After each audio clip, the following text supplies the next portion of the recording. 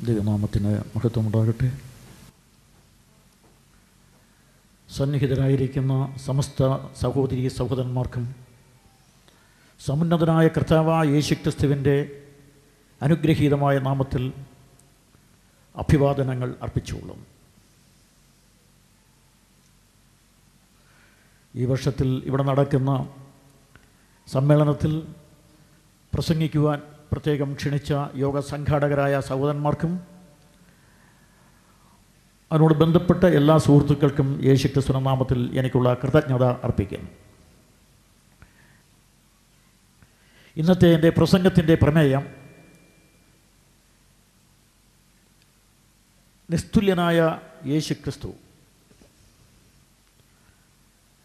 ഇത് സംബന്ധിച്ച് 1, 2, 3, 4, 5, 6, 7, 8, 9, 10 എന്ന് സമയമനുസരിച്ച് ഞാൻ വിഷയങ്ങൾ അവതരിപ്പിക്കുന്നതാണ്. നിങ്ങളുടെ വിലപ്പെട്ട ശ്രദ്ധ എൻ്റെ പ്രമേയത്തിലേക്ക് വിനീതമായി ക്ഷണിച്ചുകൊള്ളുന്നു. നിസ്തുല്യനായ യേശുക്രിസ്തു. ലോക ചരിത്രത്തിൽ അനേക മഹാന്മാർ ജനിക്കുകയും ജീവിക്കുകയും ചരിത്രം ചമയ്ക്കുകയും ചെയ്തിട്ടുണ്ട്.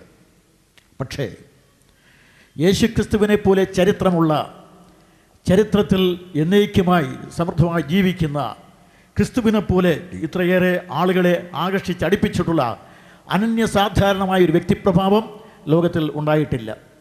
ലോകചരിത്രത്തിൽ ഇത്രയേറെ പ്രസംഗിക്കപ്പെടുന്ന, ഇത്രയേറെ പ്രകീർത്തിക്കപ്പെടുന്ന, ഇത്രയേറെ ആരാധിക്കപ്പെടുന്ന, ഇത്രയേറെ വിമർശിക്കപ്പെടുന്ന, ഇത്രയേറെ ആലേഖനം ചെയ്യപ്പെടുന്ന, ഇത്രയധികം ആലാപനം ചെയ്യപ്പെടുന്ന മറ്റൊരു വ്യക്തിപ്രഭാവം ഇന്നയോളം ഉണ്ടായിട്ടേ ഇല്ല. എന്താണ് ഇതിന് കാരണം? വളരെയൊന്നും അഗാധതലങ്ങളിൽ നിന്ന് ഇറങ്ങി വരുന്നതല്ല, മറ്റ് ഉപരിതലങ്ങളിൽ ഇറങ്ങി വന്ന് ഊഴിമുഖത്തെ ആകെ അനുഗ്രഹിച്ച് വീണ്ടും അനന്തതയിലേക്ക് പോയ ഈ യേശുക്രിസ്തുവിൻ്റെ അവദാനങ്ങളുടെ പ്രത്യേകത എന്താണ്? 1, 2, 3, 4 എന്ന് വളരെ വേഗത്തിൽ പറഞ്ഞു പോവുകയാണ്. യേശുക്രിസ്തുവിന് ഒരു ചരിത്രമുണ്ട്. ലോകത്തിൽ മറ്റെല്ലാവർക്കും ചരിത്രമുണ്ട് എന്ന് പറയുമ്പോൾ അവർ ജനിച്ചതിന് ശേഷമുള്ള ചരിത്രമേ ഉള്ളൂ. എന്നാൽ യേശുക്രിസ്തുവിനുള്ള പ്രത്യേകത, അവിടുത്തേക്ക് മറ്റൊരു ചരിത്രം കൂടെയുണ്ട്. അതുകൊണ്ട് ആ ചരിത്രത്തിന് ഞാൻ ചരിത്ര പുരാതന ചരിത്രം എന്ന് വിശേഷിപ്പിക്കുന്നു. അതുകൊണ്ട് ചരിത്ര പുരാതനായ യേശുക്രിസ്തു എന്ന് ഈ ശീർഷകത്തിന് പേര് കൊടുക്കുന്നു. ചരിത്ര പുരാതനായ യേശുക്രിസ്തു അഥവാ ക്രിസ്തുവിൻ്റെ പൂർവാസ്തിത്വം. യേശുക്രിസ്തുവിനെ സംബന്ധിച്ച് ആധികാരികമായി പറയുന്ന യഹൂദ ക്രിസ്തീയ തിരുവെഴുത്തിൻ പ്രകാരം യേശുക്രിസ്തുവിനെ സംബന്ധിച്ചിടത്തോളം ഏറ്റവും മഹത്തായിരിക്കുന്ന വ്യക്തി എന്നുള്ളതല്ല, അവിടുന്ന് സവിശേഷമായ ദൈവമാണ്. ദൈവത്തെയും ക്രിസ്തുവിനെയും വേർതിരിക്കുവാൻ ഒരിക്കലും ബൈബിൾ അനുവദിക്കുന്നതേയില്ല. ആവോളം ഞാൻ പരിശോധിച്ചിട്ടുണ്ട്, അതൊന്ന് വേർതിരിച്ച് പറയാമോ എന്ന്. എവിടെ പരിശോധിച്ചാലും ക്രിസ്തുവിനെയും ദൈവത്തെയും വേർതിരിക്കുവാൻ പറയാതെ വണ്ണം അത്രയ്ക്ക് ദൈവമായിരിക്കുന്നു യേശുക്രിസ്തു. ഒന്ന്, നിത്യ അസ്തിത്വം യേശുക്രിസ്തുവിൻ്റെ പ്രത്യേകതയാണ്. കാരണം ഈ പ്രപഞ്ച സൃഷ്ടിക്ക് മുമ്പ് തന്നെ അവിടുന്ന് ഉണ്ടായിരുന്നു. അവിടത്തേക്കുള്ള ചരിത്രം എന്ന് പറയുന്നത് നിത്യപൂർവമായ അവസ്ഥയായിരുന്നു. ആ നിത്യതയിൽ ഒന്ന്, കർത്താവായ യേശുക്രിസ്തു നിത്യ അത്യസ്ത്വമുള്ള, എല്ലാവിധത്തിലും ഈശ്വരന് ചേരുന്ന സമസ്ത ഗുണങ്ങളും എന്ന് പറഞ്ഞാൽ അമരകോശത്തിൽ പറഞ്ഞിരിക്കുന്ന അഷ്ടഗുണങ്ങളും അതിനപ്പുറത്തുള്ള ഗുണങ്ങളും ഒരുപോലെ അടങ്ങിയിരിക്കുന്ന ഒരു വ്യക്തിയാണ് നമ്മുടെ കർത്താവ്. ഒന്ന്, അവിടുന്ന് നിത്യാസ്തിത്വമുള്ള വ്യക്തിയാകുന്നു. 2, നമ്മുടെ കർത്താവായ യേശുക്രിസ്തു ഈ കാണപ്പെടുന്ന ചരാചര നിബദ്ധമായിരിക്കുന്ന പ്രപഞ്ചത്തിൻ്റെ സൃഷ്ടികാരകനാകുന്നു. 3, സർവാരാധ്യനായിരുന്നു. ഈ പ്രപഞ്ചമില്ലാതിരുന്നപ്പോഴും അവൻ എങ്ങനെ ആരാധ്യനായിരുന്നു? അവിടുന്ന് ബൈബിളിൽ പറയാത്ത ഒരു കാര്യമുണ്ട്. ദൂതന്മാരെ എന്ന് സൃഷ്ടിച്ചു എന്ന് ബൈബിളിൽ പറഞ്ഞിട്ടില്ല. ആ ദൂതന്മാർ അവനെ ആരാധിച്ചിരുന്നു. അതിൻ്റെ ചരിത്രം ബൈബിളിൽ പറയുന്നുണ്ട്. യെശയ്യാവിൻ്റെ പ്രവചനം 6-ാം അധ്യായത്തിലും വെളിപ്പാട് പുസ്തകം 4-ാം അധ്യായത്തിലും അവൻ സർവാരാധ്യനായി അനന്തതയിൽ വിരാജിച്ച ചരിത്രം നമ്മൾ വായിക്കുന്നു. ഇങ്ങനെ ചരിത്ര പുരാതനായ ക്രിസ്തു അവൻ തന്നെ പ്രപഞ്ചത്തിൻ്റെ സംരക്ഷകനുമായിരുന്നു. അങ്ങനെ 4 പ്രധാനപ്പെട്ട കാരണങ്ങൾ കൊണ്ട് യേശുക്രിസ്തുവിൻ്റെ ചരിത്ര പുരാതനത്വം വളരെ ശക്തമായി തന്നെ പ്രഖ്യാപിക്കുവാൻ നമുക്ക് കഴിയുന്നതാണ്. സമയപരിമിതി കൊണ്ട് സംക്ഷേപിച്ച് ഇത്രയും വാക്കുകൾ ഞാൻ പറഞ്ഞതൊക്കെയാണ്. 2, വിശ്വപ്രതീക്ഷയായ ക്രിസ്തു. ചരിത്ര പുരാതനായ ക്രിസ്തു വിശ്വത്തിലുള്ള സകല മനുഷ്യരുടെയും ഒരു പ്രതീക്ഷാ വിഷയമായിരുന്നു. 1000 ആണ്ടുകൾ കൊണ്ട് അവനിവിടെ അനേകമായ കോണുകളിൽ അവിടെ ഇവിടെ ഇരുന്ന് ആയിരങ്ങൾ പ്രകീർത്തിച്ചതും പ്രതീക്ഷിച്ചതുമായ വ്യക്തിപ്രഭാവമാണ് യേശുക്രിസ്തു. ലോകത്തിൽ മറ്റാരെക്കുറിച്ചും അങ്ങനെ ചരിത്രം ഒരിക്കലും പറയുവാൻ കഴിയില്ല. ഇന്നോളം എഴുതപ്പെട്ടിട്ടുള്ള ലോകചരിത്രങ്ങളും മതചരിത്രങ്ങളും പരിശോധിച്ചാൽ ഇതുപോലെ ചരിത്രം വേറെ ആർക്കും പറയാനില്ല. യേശുക്രിസ്തുവിനെക്കുറിച്ച് അതും വിശദീകരിക്കുന്നില്ല. 1, ക്രിസ്തുവിനെക്കുറിച്ചുള്ള പ്രതീക്ഷ. ക്രിസ്തു എന്നൊക്കെ നമ്മൾ ഇന്ന് പറയുന്ന പേരാണ്. പക്ഷേ വരുവാൻ പോകുന്ന ഒരു ഉദ്ധാരകനെക്കുറിച്ച് പ്രതീക്ഷിച്ചതിൽ അഗ്രഗണ്യന്മാർ അക്ഷരത്തിൽ എഴുതി വെച്ചവർ, അത് കാത്തു സൂക്ഷിച്ചവർ യഹൂദന്മാരായിരുന്നു. അങ്ങനെ എഴുതി വെച്ച രേഖകളുടെ അടിസ്ഥാനത്തിൽ കർത്താവായ യേശുക്രിസ്തുവിനെ സംബന്ധിച്ച് ഏറ്റവും സുന്ദരമായ ഒരു രേഖ തയ്യാറാക്കിയിരിക്കുന്നത് യഹൂദന്മാരാണ്. അവരാണ് യേശുക്രിസ്തുവിനെ നമുക്ക് പരിചയപ്പെടുത്തി തരുന്നത്. അതുകൊണ്ട് അപ്പോസ്തലനായ പൗലോസിൻ്റെ ഭാഷയിൽ പറഞ്ഞാൽ അവരുടെ പക്കലാണ് തിരുവെഴുത്തുകൾ അഥവാ അരുളപ്പാടുകൾ ഏൽപ്പിച്ചത്. അതവർ എഴുതി സൂക്ഷിച്ചു. ആ തിരുവെഴുത്തുകൾ അനുസരിച്ച് യേശുക്രിസ്തുവിനെ സംബന്ധിച്ചപ്പോൾ ലോകത്തിലെ എല്ലാ ജനതയും അവനെ പ്രതീക്ഷിച്ചിരുന്നു. ഒന്ന്, യഹൂദന്മാർ അവനെ മശിയയായിട്ടാണ് പ്രതീക്ഷിച്ചിരുന്നത്. പക്ഷേ അവിടെ പറഞ്ഞിരിക്കുന്ന മശിയ എന്നുള്ള പേര് പിൽക്കാലത്തുണ്ടായതാണ്. അതിനുമുമ്പ് ആദ്യമായി ലോകചരിത്രത്തിൽ യഹൂദന്മാർ യേശുക്രിസ്തുവിന് സവിശേഷമായ ഒരു പേര് കൊടുത്തു. മറ്റൊന്നും നമ്മൾ പറയുന്ന സാധാരണ സ്ത്രീയുടെ സന്തതി അത് ഇതൊന്നൊക്കെ പറയുന്നതല്ല ഞാൻ പറയുന്നത്. പുത്രൻ. ക്രൈസ്തവരായ ഞങ്ങൾ കൂടുതൽ ഉപയോഗിക്കുന്നൊരു പേര് ദൈവപുത്രൻ എന്നും പുത്രൻ എന്നുമാണ്. ചിലപ്പോൾ ചിലർ ചോദിക്കാതുണ്ട്, ദൈവത്തിന് ഭാര്യയുണ്ടോ എങ്കിലല്ലേ പുത്രൻ ഉണ്ടാകൂ എന്ന്. അവർക്ക് അതേ മനസ്സിലാകുകയുള്ളൂ. ഇതൊരു താത്വിക അർത്ഥം മാത്രമാണ്. ഭാര്യയുണ്ടെങ്കിൽ ആ ദൈവത്തെ ദൈവമെന്ന് വിളിക്കാനൊക്കെയില്ല. തമിഴകത്തിൽ ജീവിച്ചിരുന്ന EVR പെരിയാർ ഒരിക്കൽ പറഞ്ഞു, കടവുൾ എന്നാൽ അവനക്ക് പെണ്ടാട്ടിയുള്ള ഇരിക്കക്കൂടാതെ എന്ന്. ബൈബിളിൽ പറയുന്ന യഹോവയായ ദൈവം, സർവശക്തനായ ദൈവം ഏലോഹീം, അവിടത്തേക്ക് ഭാര്യയോ പുത്രകളത്രാദികളോ ഒന്നുമില്ല. പിന്നെ യേശുക്രിസ്തു എങ്ങനെയാണ് പുത്രനായിരിക്കുന്നത്? നമ്മൾ മഹാത്മാഗാന്ധിയെ വിളിക്കുന്നത് രാഷ്ട്രപിതാവെന്നാണ്. നമ്മൾ ഭാരതത്തെ വിളിക്കുന്ന ഭാരത അമ്പ എന്നാണ്. നമ്മളെക്കുറിച്ച് നമ്മൾ അഭിമാനിക്കുന്നത് ഭാരതത്തിൻ്റെ മക്കളെന്നാണ്. അപ്പോൾ മഹാത്മാഗാന്ധിയാകുന്ന രാഷ്ട്രപിതാവിന് ഭാരതമാകുന്ന അമ്മയിൽ ജനിച്ച കുട്ടികളെന്നതിന് അർത്ഥമില്ല. പിന്നെ ഇതൊരു സൈദ്ധാന്തികമായ അർത്ഥം മാത്രമാണ്. യേശുക്രിസ്തുവിനെ ദൈവപുത്രൻ എന്ന് ആദ്യമായി സംബോധന ചെയ്തത് യഹൂദന്മാരാണ്, ക്രൈസ്തവരായ ഞങ്ങളല്ല. ആ അവദാനത്തിലാണ് അവിടുന്ന് അറിയപ്പെടുന്നത്. ഇങ്ങനെയുള്ള കർത്താവായ യേശുക്രിസ്തുവിനെ സംബന്ധിച്ച് അവർ പ്രതീക്ഷിച്ചിരുന്ന മശിയയ്ക്ക് കുറഞ്ഞപക്ഷ അടരികളായി തിരിച്ചു പറഞ്ഞാൽ ഒരു 12-ൽ പരം അടരുകൾ കൊണ്ട് വിശദീകരിക്കാവുന്നതാണ് പ്രവാചകന്മാർ എഴുതി വച്ചിരിക്കുന്നത്. അതും ഞാൻ അത്രയും വിശദീകരിക്കാതെ യഹൂദന്മാർ പ്രതീക്ഷിച്ചിരുന്ന മശിയ അഥവാ ദൈവപുത്രൻ അഥവാ രാജാവ്, അവർ 2-3 കാര്യങ്ങൾ ചെയ്തു വെച്ചിട്ടുണ്ട്. ഈ പ്രതീക്ഷിതനായ മശിയയെ സംബന്ധിച്ച് പറഞ്ഞിരിക്കുന്നത് അവൻ 1 രക്ഷകൻ ആണ്, 2 അവിടുന്ന് പ്രവാചകനാണ്, 3 അവിടുന്ന് കർത്താവായ ന്യായാധിപനാണ്, 4 പുരോഹിതനാണ്. ഇങ്ങനെ യേശുക്രിസ്തുവിനെ കുറിച്ച് വിഭിന്നമായ നിലയിൽ വിശദീകരിച്ചിട്ടുണ്ട്. അതും ചുരുക്കത്തിൽ പറഞ്ഞു വിടുകയാണ്. രണ്ടാമത് യേശുക്രിസ്തുവിനുള്ള പേരിലല്ലെങ്കിലും മറ്റൊരു പേരിൽ പ്രതീക്ഷിച്ച മറ്റൊരു വർഗമാണ് പേർഷ്യൻ നാടുകളിൽ അറിയപ്പെടുന്ന യഹൂദമതത്തിന് സമാന്തരമായി നിലകൊള്ളുന്ന BC 750 മുതൽ പ്രചാരത്തിൽ വന്ന സ്വരാഷ്ട്രമതം. സ്വരാഷ്ട്രമതത്തിൻ്റെ പ്രമാണഗ്രന്ഥം എന്നറിയപ്പെടുന്നത് ഇന്ന് ഗാഥകളായി വ്യവഹരിക്കുന്ന സെന്ത് അവസ്ഥ എന്ന പുസ്തകത്തിൽ അവർ എഴുതിയിരിക്കുന്ന 5 കുറിപ്പുകൾ അതിപ്രധാനമാണ്. ഒരു കാലഘട്ടത്തിൻ്റെ പ്രത്യേകമായ ദശാസന്ധിയിൽ 3 സഹായകന്മാർ ലോകത്തിലുണ്ടാകും. അതിൽ 3ാമത്തെ സഹായകൻ സർവശേഷനായിരിക്കും. 1 അവന് നിത്യ അസ്തിത്വമുണ്ടായിരിക്കും. 2 അവൻ ലോകത്തിൽ വരുമ്പോൾ അവൻ സത്യത്തിൻ്റെ മനുഷ്യാവതാരം എന്നറിയപ്പെടും. 3 അവനൊരു കന്യകയുടെ മകനായിരിക്കും. 4 അദ്ദേഹത്തിൻ്റെ ജീവിതകാലത്ത് മരിച്ചവരുടെയും ജീവിച്ചിരിക്കുന്നവരുടെയും പുനരുത്ഥാനവും ന്യായവിധിയും ഉണ്ടാകും. 5 അദ്ദേഹം ഒടുവിലായി അകുരമസ്തയുടെ ദൈവത്തിൻ്റെ ഏറ്റവും അവികലമായിരിക്കുന്ന സാമ്രാജ്യം സ്ഥാപിക്കും. ഇത് സെന്ത് അവസ്ഥയിൽ പറയുന്നതാണ്. അവരും അങ്ങനെയുള്ള ഒരു ഉദ്ധാരകനെ പ്രതീക്ഷിച്ചിരുന്നു. അത് കഴിഞ്ഞാൽ പിന്നെ ചരിത്രത്തിൽ ശക്തമായിരിക്കുന്ന ആളുകൾ ആര്യന്മാരാണ്. ആര്യ സാഹിത്യങ്ങൾ പരിശോധിച്ചാൽ, വേദങ്ങൾ, ഉപനിഷത്തുക്കൾ, പുരാണങ്ങൾ, ഉപപുരാണങ്ങൾ, ഗീത വരെ പരിശോധിച്ചാൽ ഒരു കാര്യം മനസ്സിലാകും, അവരും പ്രതീക്ഷിച്ചിരുന്നത് ഇതുപോലൊരു ഉദ്ധാരകനെയാണ്. ഈ ഉദ്ധാരകൻ അവർ കൊടുത്ത വേദങ്ങളിലെ പേര് പ്രജാപതി എന്നായിരുന്നു. വിശ്വകർമാവായ പ്രജാപതി ഗർഭത്തിൽ പ്രവിഷ്ടനാകും, ജനിക്കും എന്നും എഴുതി വച്ചിരുന്നു. യജുർവേദം 31-ാം അധ്യായത്തിൻ്റെ 19-ാം സൂക്തമാണ് ഇപ്പോൾ ഞാൻ പറഞ്ഞത്. പ്രജാപതി ഗർഭത്തിൽ പ്രവിഷ്ടനായി ജനിക്കും എന്ന്. അങ്ങനെ അവർ പ്രതീക്ഷിച്ചത് മാത്രമല്ല, അവൻ യജ്ഞമായി തീരും എന്നും അവർ പ്രതീക്ഷിച്ചു. ഋഗ്വേദം വായിച്ചാൽ 81-ാം അധ്യായം അതിൻ്റെ 1-ാമത്തെ സൂക്തവും 90-ാമത്തെ സൂക്തത്തിൻ്റെ 7-ാമത്തെ സൂക്തവും അവിടെ പറയുന്നത് അവൻ യജ്ഞമായി തീരുമെന്ന് തന്നെയാണ്. അവൻ്റെ ഇതര ഗുണലക്ഷണങ്ങളെല്ലാം 120-ാം 121-ാം മണ്ഡലങ്ങളിൽ പ്രതികരിച്ചിട്ടുണ്ട്. അങ്ങനെ അവർ പ്രതീക്ഷിച്ചിരുന്ന പുരുഷൻ. പക്ഷേ അതിലുപരി കുറേ കൂടെ വേദത്തിൻ്റെ കാലം കഴിഞ്ഞ് സൈദ്ധാന്തികമായി ആളുകൾ പുരോഗമിച്ച് ഉന്നതമായ ഉൾക്കട ചിന്തകൾ ഉന്നതത്തിലേക്ക് തൊടുത്തുവിട്ട് അവയെല്ലാം ഉപനിഷത്തുക്കൾ എഴുതി വെച്ച ഉന്നത ശീർഷകന്മാരായ ആചാര്യന്മാർ എഴുതി വെച്ച ഉപനിഷത്തുക്കൾ വെച്ച് അത്യന്തം ഉജ്ജ്വലമായിരിക്കുന്ന ഛാന്തോഗ്യ ഉപനിഷത്തിൽ ഒരു പരമസത്യം പ്രഖ്യാപിച്ചു. ഈ വരുവാൻ പോകുന്ന വ്യക്തി ആരെന്ന് ചോദിച്ചാൽ അവൻ സത്യമാണ് എന്ന് പറഞ്ഞാൽ വ്യാഖ്യാനം കുറച്ച് എൻ്റെ ഇതുമുണ്ടെന്ന് മനസ്സിലാക്കണം. മൃഡാനന്ദൻ്റെയും മറ്റും വ്യാഖ്യാനം സ്വീകരിച്ചുകൊണ്ടാണ് ഞാൻ പറയുന്നത്. എന്താണ് സത്യം? അവർ സത്യത്തിന് ഒരു സമൂർത്ത സ്വഭാവം കൊടുക്കുകയുണ്ടായി. ആളത്വമുള്ള സത്യം. ആ സത്യം എങ്ങനെയുള്ളതാണ്? താൻ ഇഹവ ഏതാനി തൃണക്ഷരാണേൻ സതീയമിതിം സത്യം. സത്യമെന്ന് പറഞ്ഞാൽ അവിടെ പറഞ്ഞിരിക്കുന്ന 3 കാര്യങ്ങൾ: സത് ദൈവത്വം, തത് മനുഷ്യത്വം, യത് രണ്ട് ഭാവങ്ങളെയും തമ്മിൽ സമ്മളിപ്പിച്ചിരിക്കുന്നത്. ഈ 3 ഭാവങ്ങളിൽ ഒരാളെ നമുക്ക് കാണണമെങ്കിൽ ലോകചരിത്രം മുഴുവൻ പരിധിയാൽ കാണുകയില്ല, യേശുക്രിസ്തു അല്ലാതെ. അവിടുന്ന് അരുളി ചെയ്യുകയും ചെയ്തു, ഞാൻ തന്നെ സത്യം പിന്നൊരിക്കൽ പറയാൻ വേണ്ടി വിടുകയാണ്.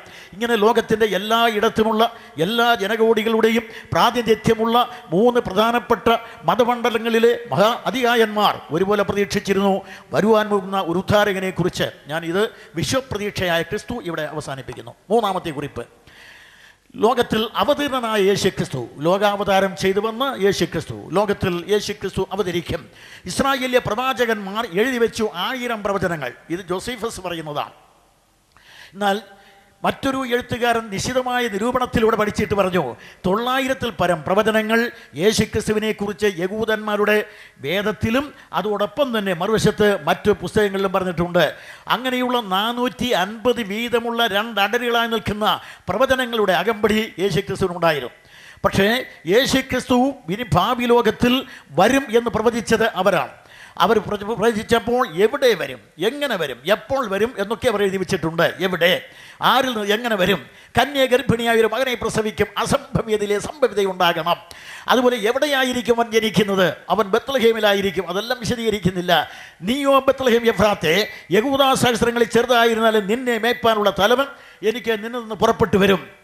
അവൻ ആരിൽ നിന്നാണ് ജനിക്കുന്നത്? BC 700-ൽ പ്രവാചകനായ യേശയ്യാ പറഞ്ഞു, കന്യഗർഭിണിയായ ഒരു മകനെ പ്രസവിക്കും, അവൻ ഇമ്മാനുവേൽ എന്ന് പേരാകും.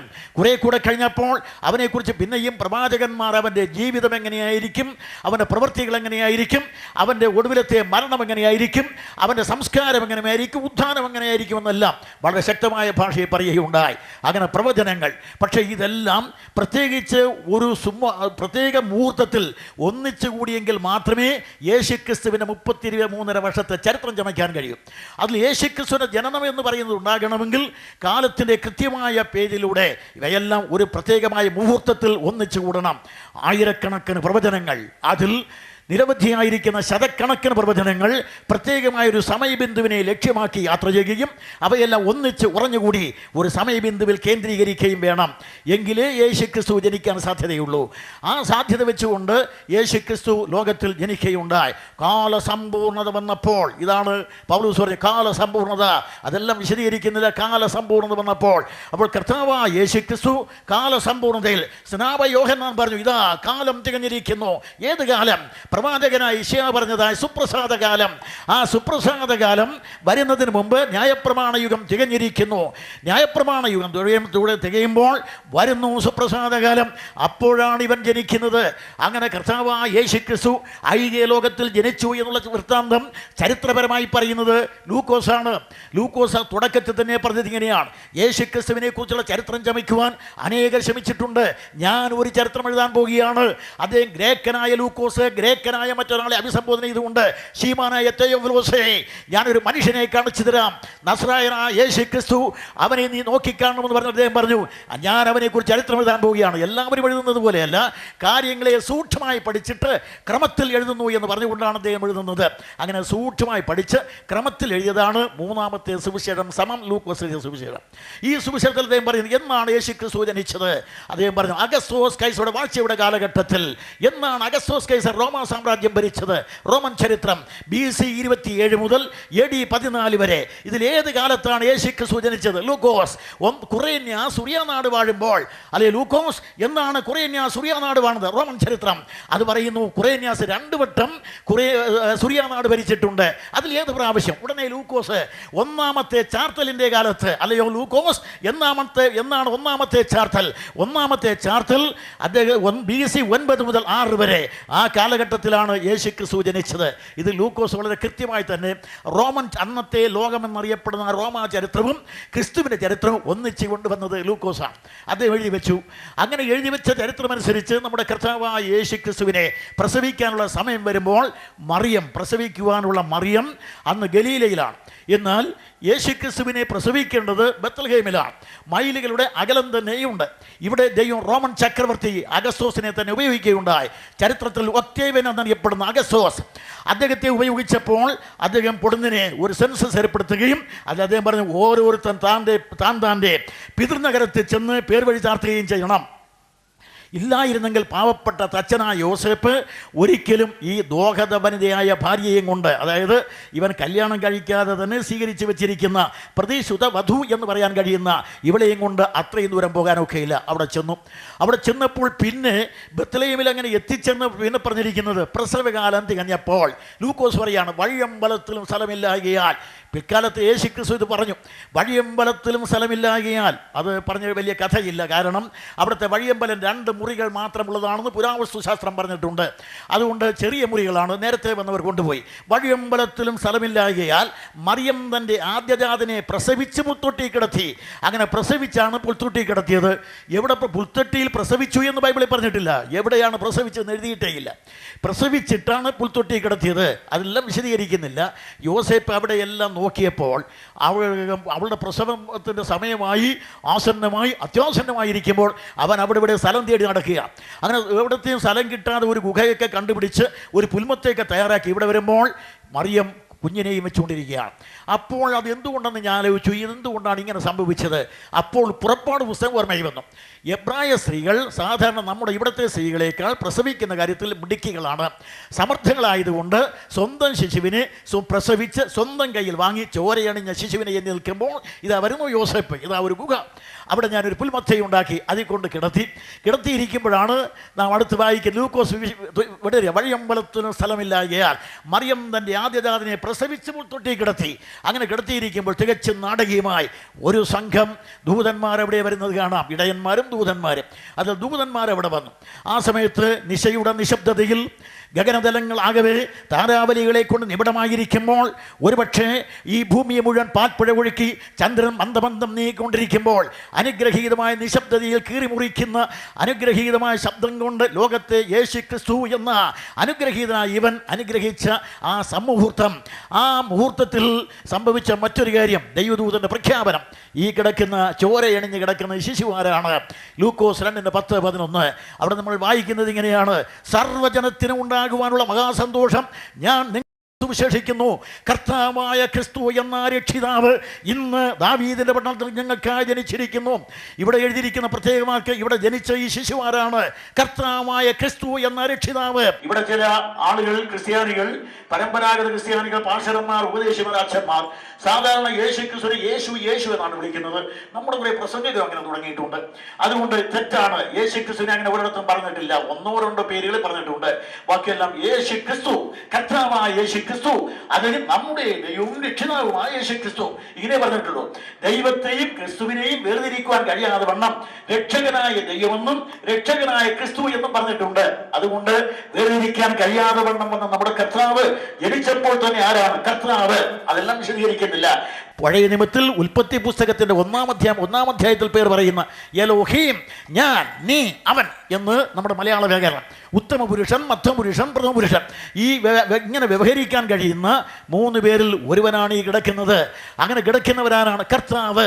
കർത്താവ് എന്നുള്ള വാക്കിന് കൊടുത്തിരിക്കുന്നത് യഹോവ എന്ന പേര് കൂടെ ഉച്ചരിക്കുവാൻ പാടില്ലാത്ത വിധം അത്യന്തം പവിത്രമായിരിക്കയാൽ അവർ യഹൂദന്മാർ ആ ദൈവത്തെ മറ്റൊരു പേര് ഉപയോഗിച്ച് വിളിച്ചു, അഡോണായി. അഡോണായി എന്നുള്ള വാക്ക് ഉപയോഗിക്കുകയും BC 250 ഗ്രേക്ക ഭാഷയിലേക്ക് എബ്രായ ബൈബിൾ വിവർത്തനം ചെയ്തപ്പോൾ അതിന് കൂറിയോസ് എന്ന് നാമകരണം ചെയ്യുകയും ചെയ്തു. ആ കൂറിയോസ് മലയാള ഭാഷയിൽ വന്നപ്പോൾ കർത്താവായി, ഇംഗ്ലീഷുകാരുടെ കയ്യിലെത്തിയപ്പോൾ ലോർഡായി. ചുരുക്കി പറഞ്ഞാൽ കർത്താവ് എന്ന് പറഞ്ഞാൽ ദൈവം എന്ന്. അതുകൊണ്ടാണ് വേർതിരിക്കാൻ കഴിയാത്തവണ്ണം ദൈവമായ രക്ഷകനെന്നും രക്ഷകനായ ദൈവമെന്നും രക്ഷകനായ ക്രിസ്തു എന്നും മാറി മാറി പറയുന്നതിന് കാരണം. അതുകൊണ്ട് തീത്തോസിൻ്റെ ലേഖനത്തിലും റോമാലേഖനത്തിലും അതുപോലെ തന്നെ തിമോത്തേസിൻ്റെ ലേഖനത്തിലെല്ലാം രക്ഷകനായ ദൈവം എന്ന് പറഞ്ഞിട്ട് ഉടനെ യേശുക്രിസ്തു രക്ഷകനെന്നും പറയുന്നുണ്ട്. അത് വേർതിരിക്കാൻ കഴിയയില്ല. എനിക്കിനി അവിടെ നിൽക്കാൻ സമയമില്ല, അടുത്ത ഭാഗത്തേക്ക് വരിക. അങ്ങനെ നമ്മുടെ കർത്താവായ യേശുക്രിസ്തു ഇവിടെ ഐഹിക ലോകത്തിൽ അവതരിക്കുകയുണ്ടായി. ദൈവദൂതന്മാർ സർവ്വജനത്തിനും ഉണ്ടാകുവാനുള്ള മഹാസന്തോഷം. അന്ന് വരെ സർവ്വലോക ജനകോടികളെ ഒരുപോലെ തന്നെ സന്തോഷിപ്പിക്കുവാൻ കഴിയുന്ന, എല്ലാവർക്കും ഒരുപോലെ തന്നെ നാം അറിയുന്ന നിലയിൽ സർവ്വജനീനമായ ഒരു പ്രഖ്യാപനം എവിടെയും ഉണ്ടായിട്ടില്ല. സർവ്വജനത്തിനും അംഗീകരിക്കാൻ കഴിയുന്ന ഒരേ ഒരു വാക്ക് സാർവജനീനമായ ഈ സന്ദേശം, അതാണ് സുവിശേഷം. ഇവിടെ കുറേ പ്രസംഗർ പറയുന്നത് ഈ സുവിശേഷത്തിന് കുറേ വ്യാഖ്യാനം കൊടുക്കാറുണ്ട്. തെറ്റാണ്. സുവിശേഷത്തിന് ഒറ്റ വ്യാഖ്യാനമേ ഉള്ളൂ, നിർവചനമേ ഉള്ളൂ, പിന്നെ പറയും. തൽക്കാലം വിടുകയാണ്. എന്താണ് സുവിശേഷം? ദൈവദൂതൻ പറഞ്ഞു സുവിശേഷം എന്താണ്? ഇവിടെ കർത്താവായ ക്രിസ്തു എന്ന രക്ഷിതാവ് ഇന്ന് ദാവീദിന്റെ പട്ടണത്തിൽ നിങ്ങൾക്ക് ജനിച്ചിരിക്കുന്നു. ഇത് ഖണ്ഡന മണ്ഡനമടങ്ങിയ ഒരു പ്രസംഗമാണ്. അതിലേക്ക് ഞാൻ വരാൻ പോവുകയാണ്. അതിനാണ് തിരക്ക് കൂട്ടുന്നത്.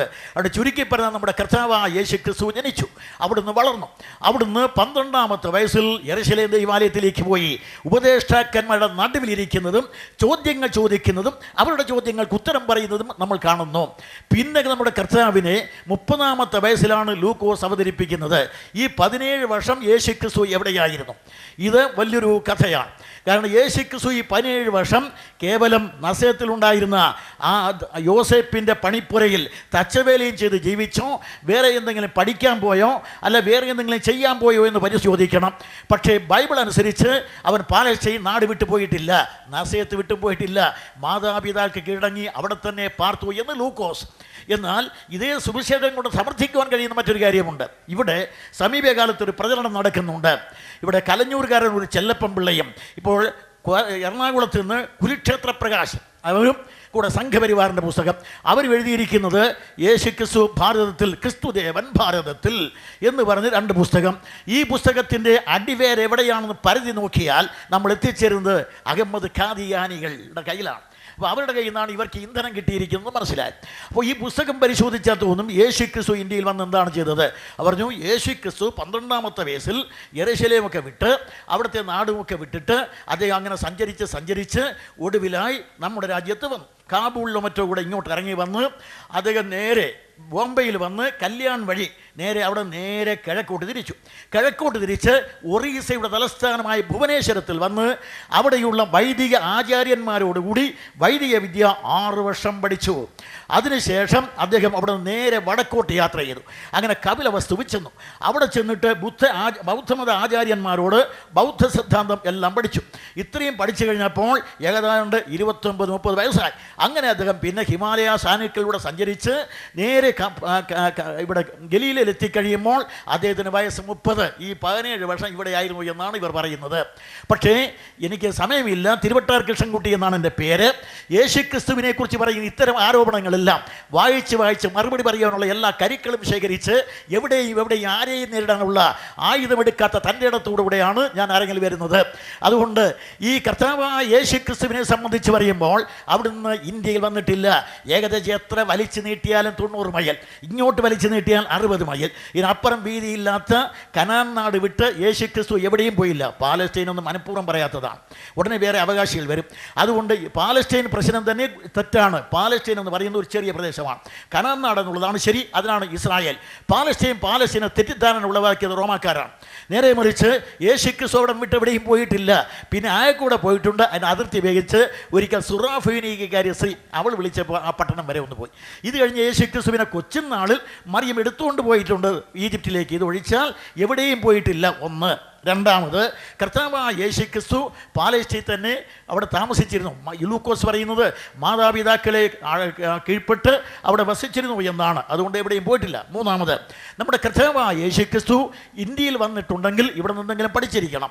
അപ്പോൾ വൈദികാര്യന്മാരോട് പഠിച്ചു എന്ന് പറഞ്ഞാൽ ഇവിടുത്തെ യാഗവിദ്യയും അതോടൊപ്പം തന്നെ വൈദിക വേദങ്ങളെക്കുറിച്ചൊക്കെ പഠിക്കണം. അത് പഠിക്കാൻ യേശുക്രിസ്തു ഇവിടെ വരേണ്ട ആവശ്യമില്ല എന്ന് പറഞ്ഞാൽ ആര്യന്മാരുടെ വേദങ്ങളിൽ ഇന്ത്യയിൽ നടക്കുന്ന യാഗപദ്ധതിയേക്കാൾ അനുഗ്രഹം അനുഗ്രഹീതവും വ്യക്തമായ പാഠക്കുറിപ്പുകളും അനുഗ്രഹീതമായ പദ്ധതി വിശദീകരണവുമുള്ള അനുഗ്രഹീതമായ യാഗപദ്ധതി യഹൂദന്മാർക്കുണ്ടായിരുന്നു. അതാണ് ലേവ്യ പുസ്തകം. ഇത്രയും ക്രമനിബദ്ധമായിരിക്കുന്ന ഒരു യജ്ഞപദ്ധതി അവിടെ ഉണ്ടായിരിക്കുമ്പോൾ ഇവിടെ വന്ന് ഈ ചപ്പടാച്ചി കേൾക്കാൻ യേശുക്രിസ്തു വരണ്ട. അതുകൊണ്ട് യേശുക്രിസ്തു ഇവിടെ വന്ന് അത് പഠിച്ചിട്ടില്ല. പിന്നെ യേശുക്രിസ്തുവിൻ്റെ ഉപദേശങ്ങൾ മുഴുവൻ പരിശോധിച്ചാൽ എവിടെയെങ്കിലും ആര്യ സിദ്ധാന്തത്തിൻ്റെ അല്പംശം പോലും കാണാൻ കഴിയില്ലെന്ന് തിരുവട്ടാർ കൃഷ്ണൻകുട്ടി എന്ന ഞാൻ ഉറക്കെ വെല്ലുവിളിച്ച് തന്നെ പറയുന്നു. നാലാമത് നമ്മുടെ കർത്താവ് ഇവിടെ നിന്ന് ബുദ്ധമതം പഠിച്ചു എങ്കിൽ യേശുക്രിസ്തുവിനെ സംബന്ധിച്ച് ബുദ്ധമതത്തിൻ്റെ ഏതെങ്കിലും ഒരു ആശയം അദ്ദേഹത്തിനുണ്ടായിരിക്കണം. ബുദ്ധമതം നാസ്തിക മതമാണ്. ദൈവത്തിന് സ്ഥാനമില്ല, ആത്മാവിനും സ്ഥാനമില്ല. യേശുക്രിസ്തു പഠിപ്പിച്ചത് ആളത്വമുള്ള സഗുണ സനാതന സത്താവിശേഷമായ സമുന്നതനായ സ്വർഗസ്ഥനായ ദൈവത്തെക്കുറിച്ചാണ്. രണ്ടാമത് അവിടുന്ന് സ്വർഗത്തെക്കുറിച്ച് മാത്രമല്ല ആത്മാവിനെക്കുറിച്ചും പറഞ്ഞു. അങ്ങനെ ആത്മാവിനെക്കുറിച്ചും പഠിപ്പിച്ച ആളാണ്. ബുദ്ധമതത്തിൽ ദൈവവുമില്ല ആത്മാവുമില്ല, പിന്നെ ബുദ്ധമതത്തിൽ നിന്ന് എന്ത് പഠിക്കാൻ? അതിന് പുറമെ നമ്മുടെ കർത്താവ് പിന്നെ ബുദ്ധമതത്തിൽ നിന്ന് പഠിക്കേണ്ടത് യോഗവിദ്യയാണ്. യോഗവിദ്യ യമ നിയമാദി ആസനങ്ങൾ ഉൾപ്പെട്ട യാഗവിദ്യ പഠിക്കണം. ഈ യാഗവിദ്യ ഒന്നും യേശുക്രിസ്തു ഒരിക്കലും ഉപദേശിച്ചിട്ടില്ല. യേശുക്രിസ്തു തന്നെ അങ്ങേയറ്റം നമ്മളിവിടെ കാണുന്ന പടങ്ങളിലനുസരിച്ച് പറഞ്ഞാൽ മുട്ടുകൂത്തി നിന്ന് പ്രാർത്ഥിക്കുന്നതല്ലാതെ വേറെ ഒന്നും കാണാൻ കഴിയില്ല. യാഗവിദ്യാനുസരിച്ച് പത്മാസനം, അർദ്ധപത്മാസനം, ഹലാസനം, ഡാഷ് ഡാഷ് 64 ആസനങ്ങളിലിരിക്കണം. ഇതൊന്നും കർത്താവ് പഠിപ്പിച്ചിട്ടില്ല. ആരോടും പറഞ്ഞില്ല ഒരു മൂക്കിലൂടെ വായു വലിച്ചകത്ത് കയറ്റി മറ്റേ മൂക്കിലൂടെ അല്പം നിർത്തി ഇങ്ങോട്ട് വിട്ട് പ്രാണായാമമൊക്കെ ശീലിച്ചാൽ നിങ്ങൾക്ക് അത് ചെയ്തിട്ടും ഇതൊന്നും പറഞ്ഞിട്ടില്ല. അപ്പോൾ യേശുക്രിസ്തുവിനെ സംബന്ധിച്ച് ഇന്ത്യയിൽ നിന്ന് ഒന്നും പഠിച്ചിട്ടില്ല. ഇനി ഇന്ത്യയിൽ യേശുക്രിസ്തു വന്നിരുന്നു എങ്കിൽ കുറഞ്ഞപക്ഷം 2 കാര്യം പറയണം. ഞാനിങ്ങനെ ഇന്ത്യയിലൂടെ സഞ്ചരിക്കുമ്പോൾ നമ്മുടെ രാജ്യത്തില്ലാത്തതായ ഒരു വലിയ വിശിഷ്ട ജീവിയെ കാണുകയുണ്ടായി.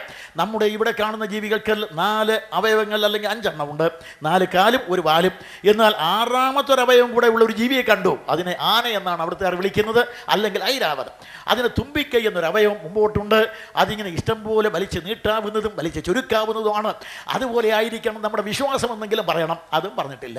പിന്നെ നമ്മുടെ കർത്താവ് അതിന് പുറമെ സഞ്ചരിച്ച് വന്നപ്പോൾ ഇന്ത്യയിൽ കിട്ടുന്ന മധുരമുള്ള മനോഹരമായ പുറം മുഴുവൻ മുള്ളു നിറഞ്ഞ ചക്ക, അത് ഒറീസയ്ക്ക് ധാരാളം കിട്ടും.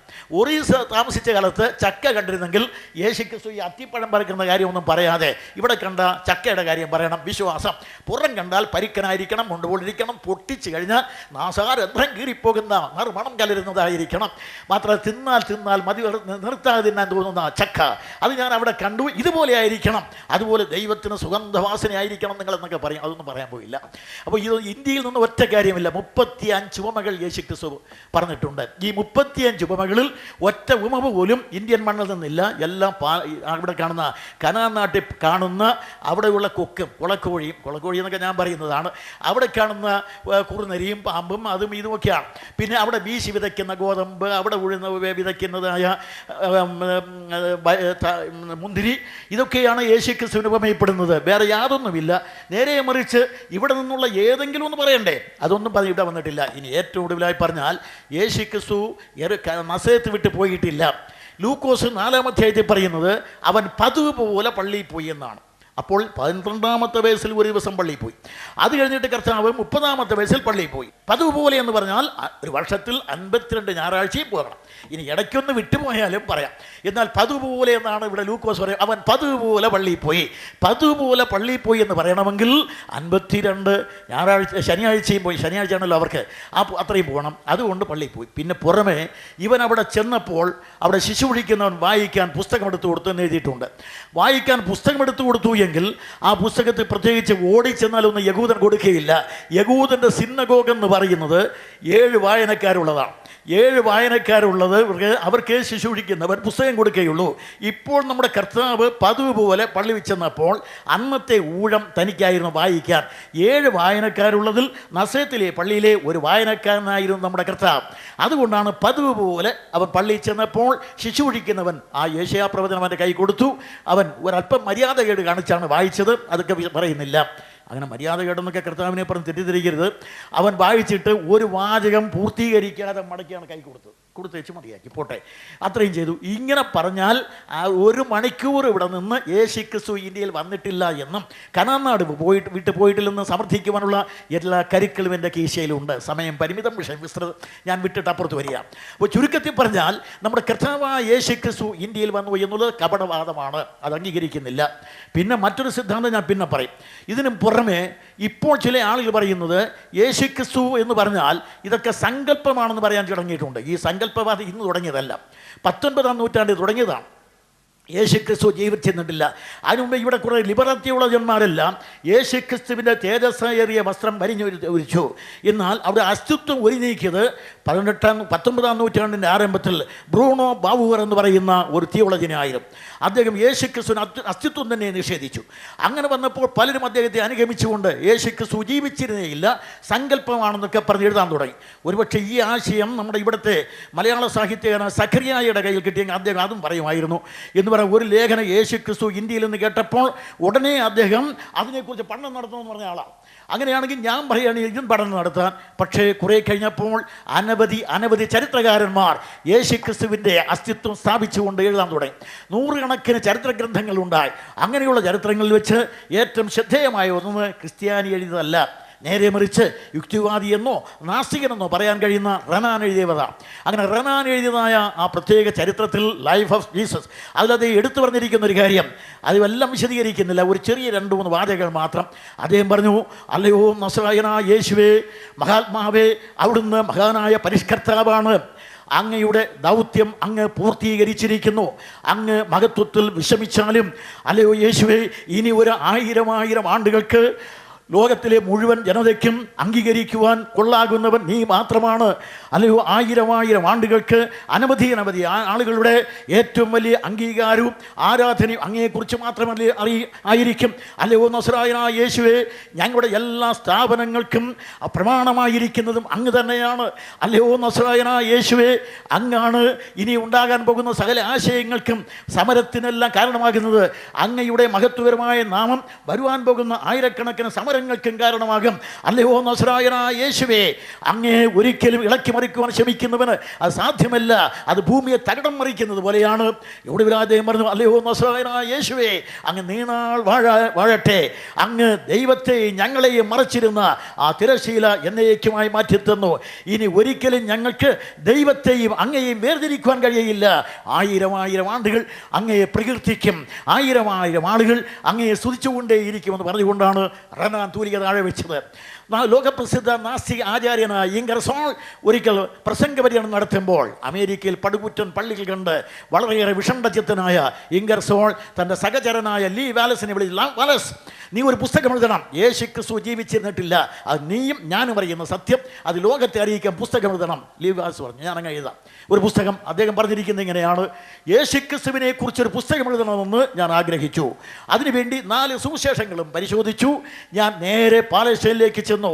അവനെക്കുറിച്ച് എഴുതാൻ തുടങ്ങിയപ്പോൾ ഏതൊരു ക്രിസ്തു ജീവിച്ചിരുന്നില്ല എന്ന് ഞാൻ എഴുതുവാൻ ശ്രമിച്ചുവോ ആ ക്രിസ്തു ജീവിച്ചിരുന്നു എന്നുള്ളതിന് ധാരാളമായ തെളിവുകൾ ലഭിച്ചു. അതുകൊണ്ട് അദ്ദേഹം എഴുതി ലീ വാലസ് എഴുതിയ ആ പുസ്തകത്തിൻ്റെ പേര് ബൻഹർ. ബൈബിൾ കഴിഞ്ഞാൽ ലോകത്തിലെ ഏറ്റവും പ്രചാരമുള്ള കൃതിയായി അത് മാറി.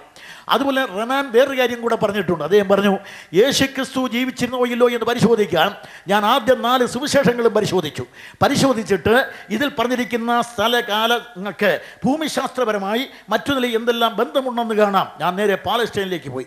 അവിടെ ചെന്ന് അവിടെ കണ്ട ഓരോ കാഴ്ചകളും 4 സുവിശേഷത്തെയും സ്ഥിരീകരിക്കുന്ന 5-ാം സുവിശേഷമായി ഇന്ന് ക്രിസ്തുവിൻ്റെ ചരിത്രം എഴുതുന്ന ഏതൊരു ചരിത്രകാരനും 5-ാം സുവിശേഷം എന്നൊരു അധ്യായം എഴുതാതെ കഴിയുകയില്ല. അവിടെ ഒരു അർത്ഥത്തിൽ പറഞ്ഞാൽ യേശുക്രിസ്തു ചരിത്രത്തിൻ്റെ ആണിക്കൽ തന്നെയാണ്.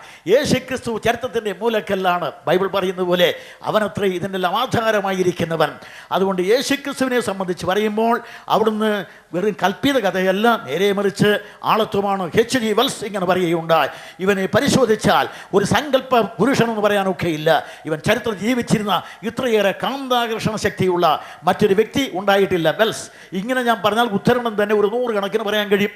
അതുകൊണ്ട് കർത്താവായ യേശുക്രിസ്തുവിനെ എങ്ങനെയും ഇല്ലാതാക്കാൻ ശ്രമിച്ച എല്ലാവരും പരാജയപ്പെട്ടിട്ടുണ്ട്.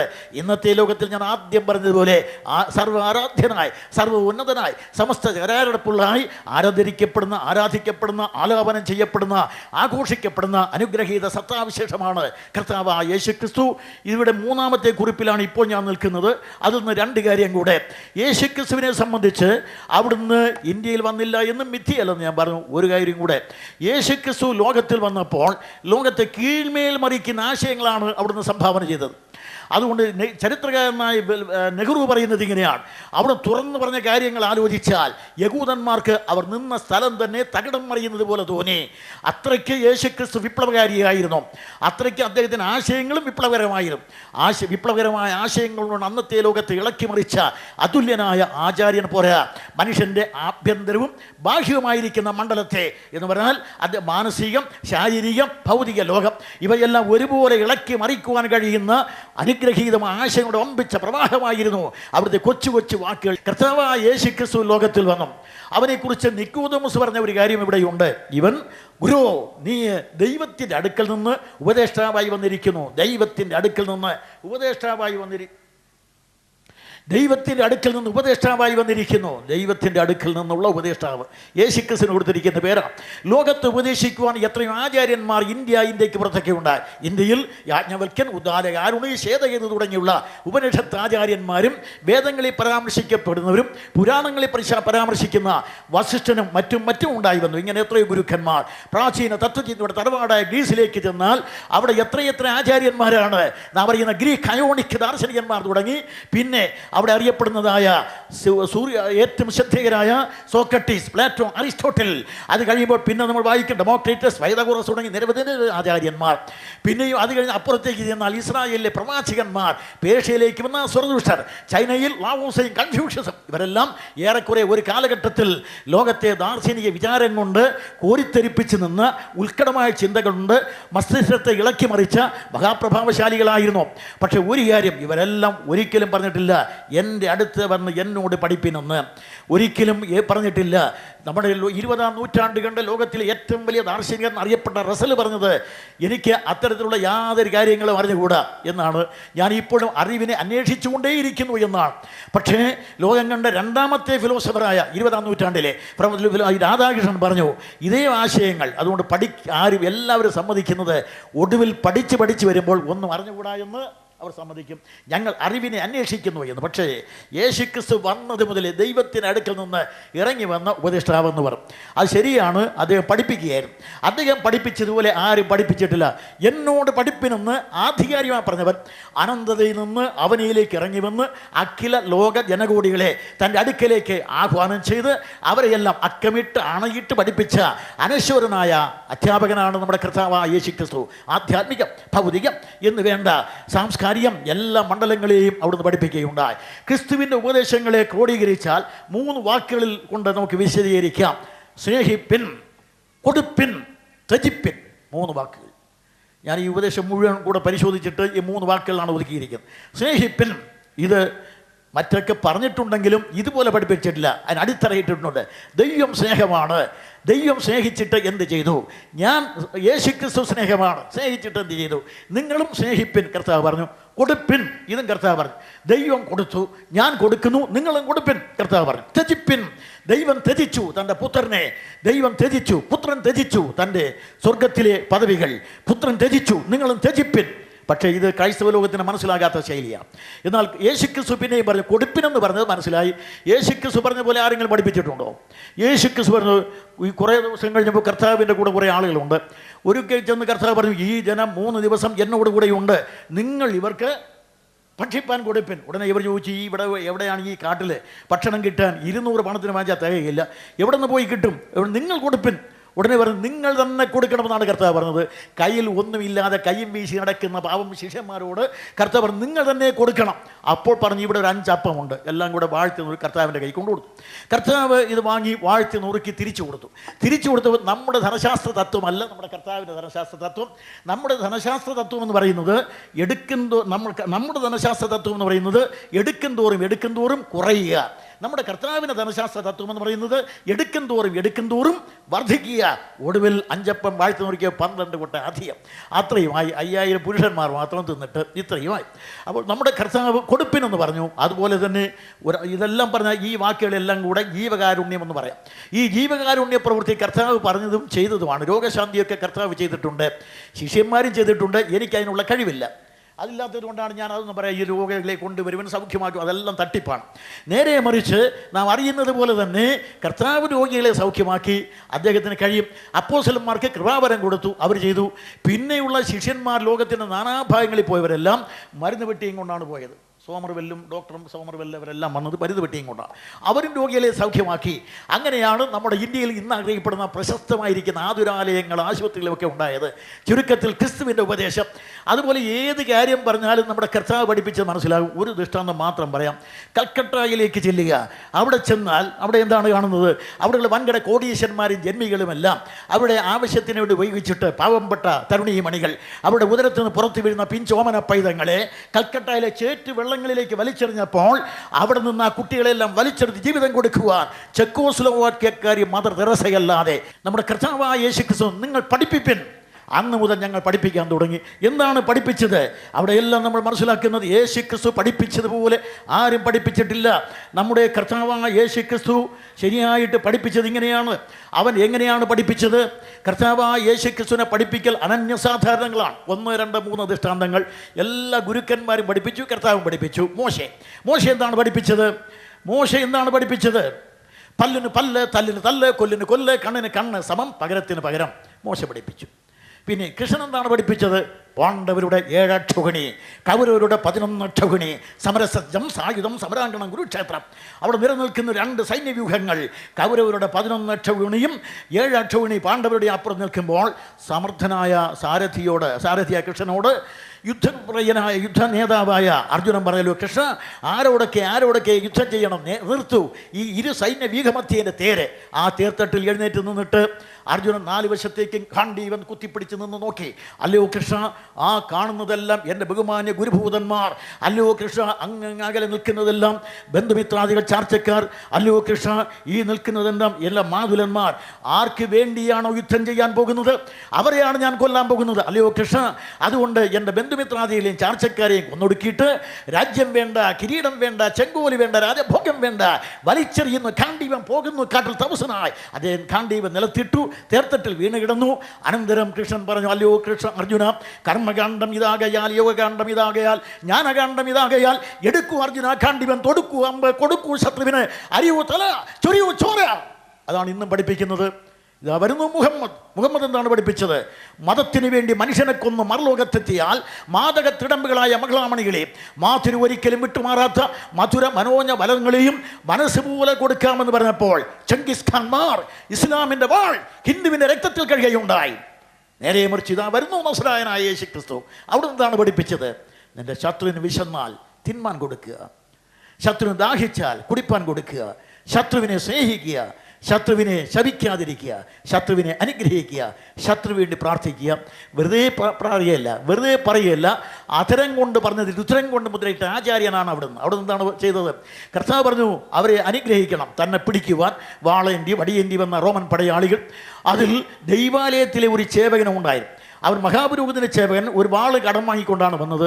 പക്ഷേ ആ വാളും കൊണ്ടാണ് വന്നത്. പക്ഷേ ഒരു കാര്യം നടന്നു. അവൻ വാളുമായിട്ട് യേശുവിനെ പിടിക്കാൻ അടുക്കുന്നത് കണ്ടിട്ട് പത്രോസ് ഒരു കാര്യം ചെയ്തു.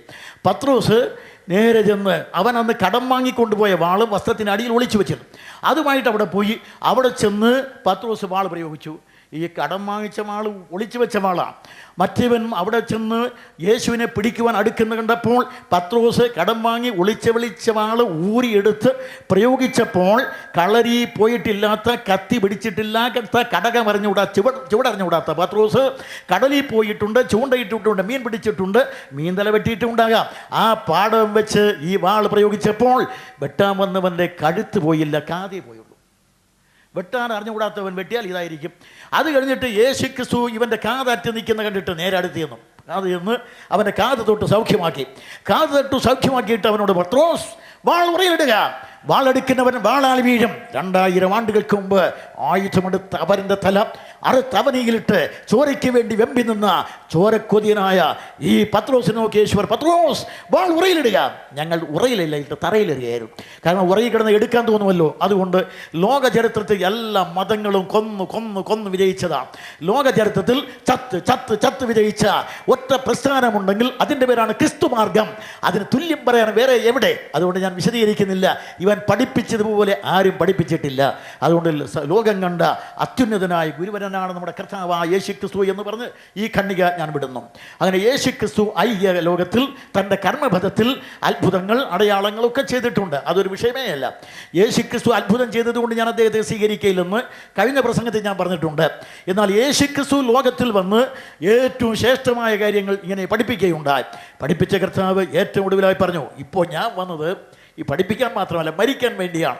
അങ്ങനെ ലോകത്തിൽ നമ്മളെല്ലാം മരിക്കുന്നത് ജനിച്ചതുകൊണ്ടും പാപം കൊണ്ടുമാണ്. എന്നാൽ യേശുക്രിസ്തു പറഞ്ഞു, ഞാൻ ജനിച്ചത് തന്നെ മരിക്കാൻ വേണ്ടിയാണ്. പ്രവാചകന്മാരെല്ലാം പറഞ്ഞു, ക്രിസ്തുവിൻ്റെ മരണം പ്രവാചകന്മാർ തന്നെ പറഞ്ഞു വെച്ചു, ക്രിസ്തു തന്നെ പ്രഖ്യാപിച്ചു.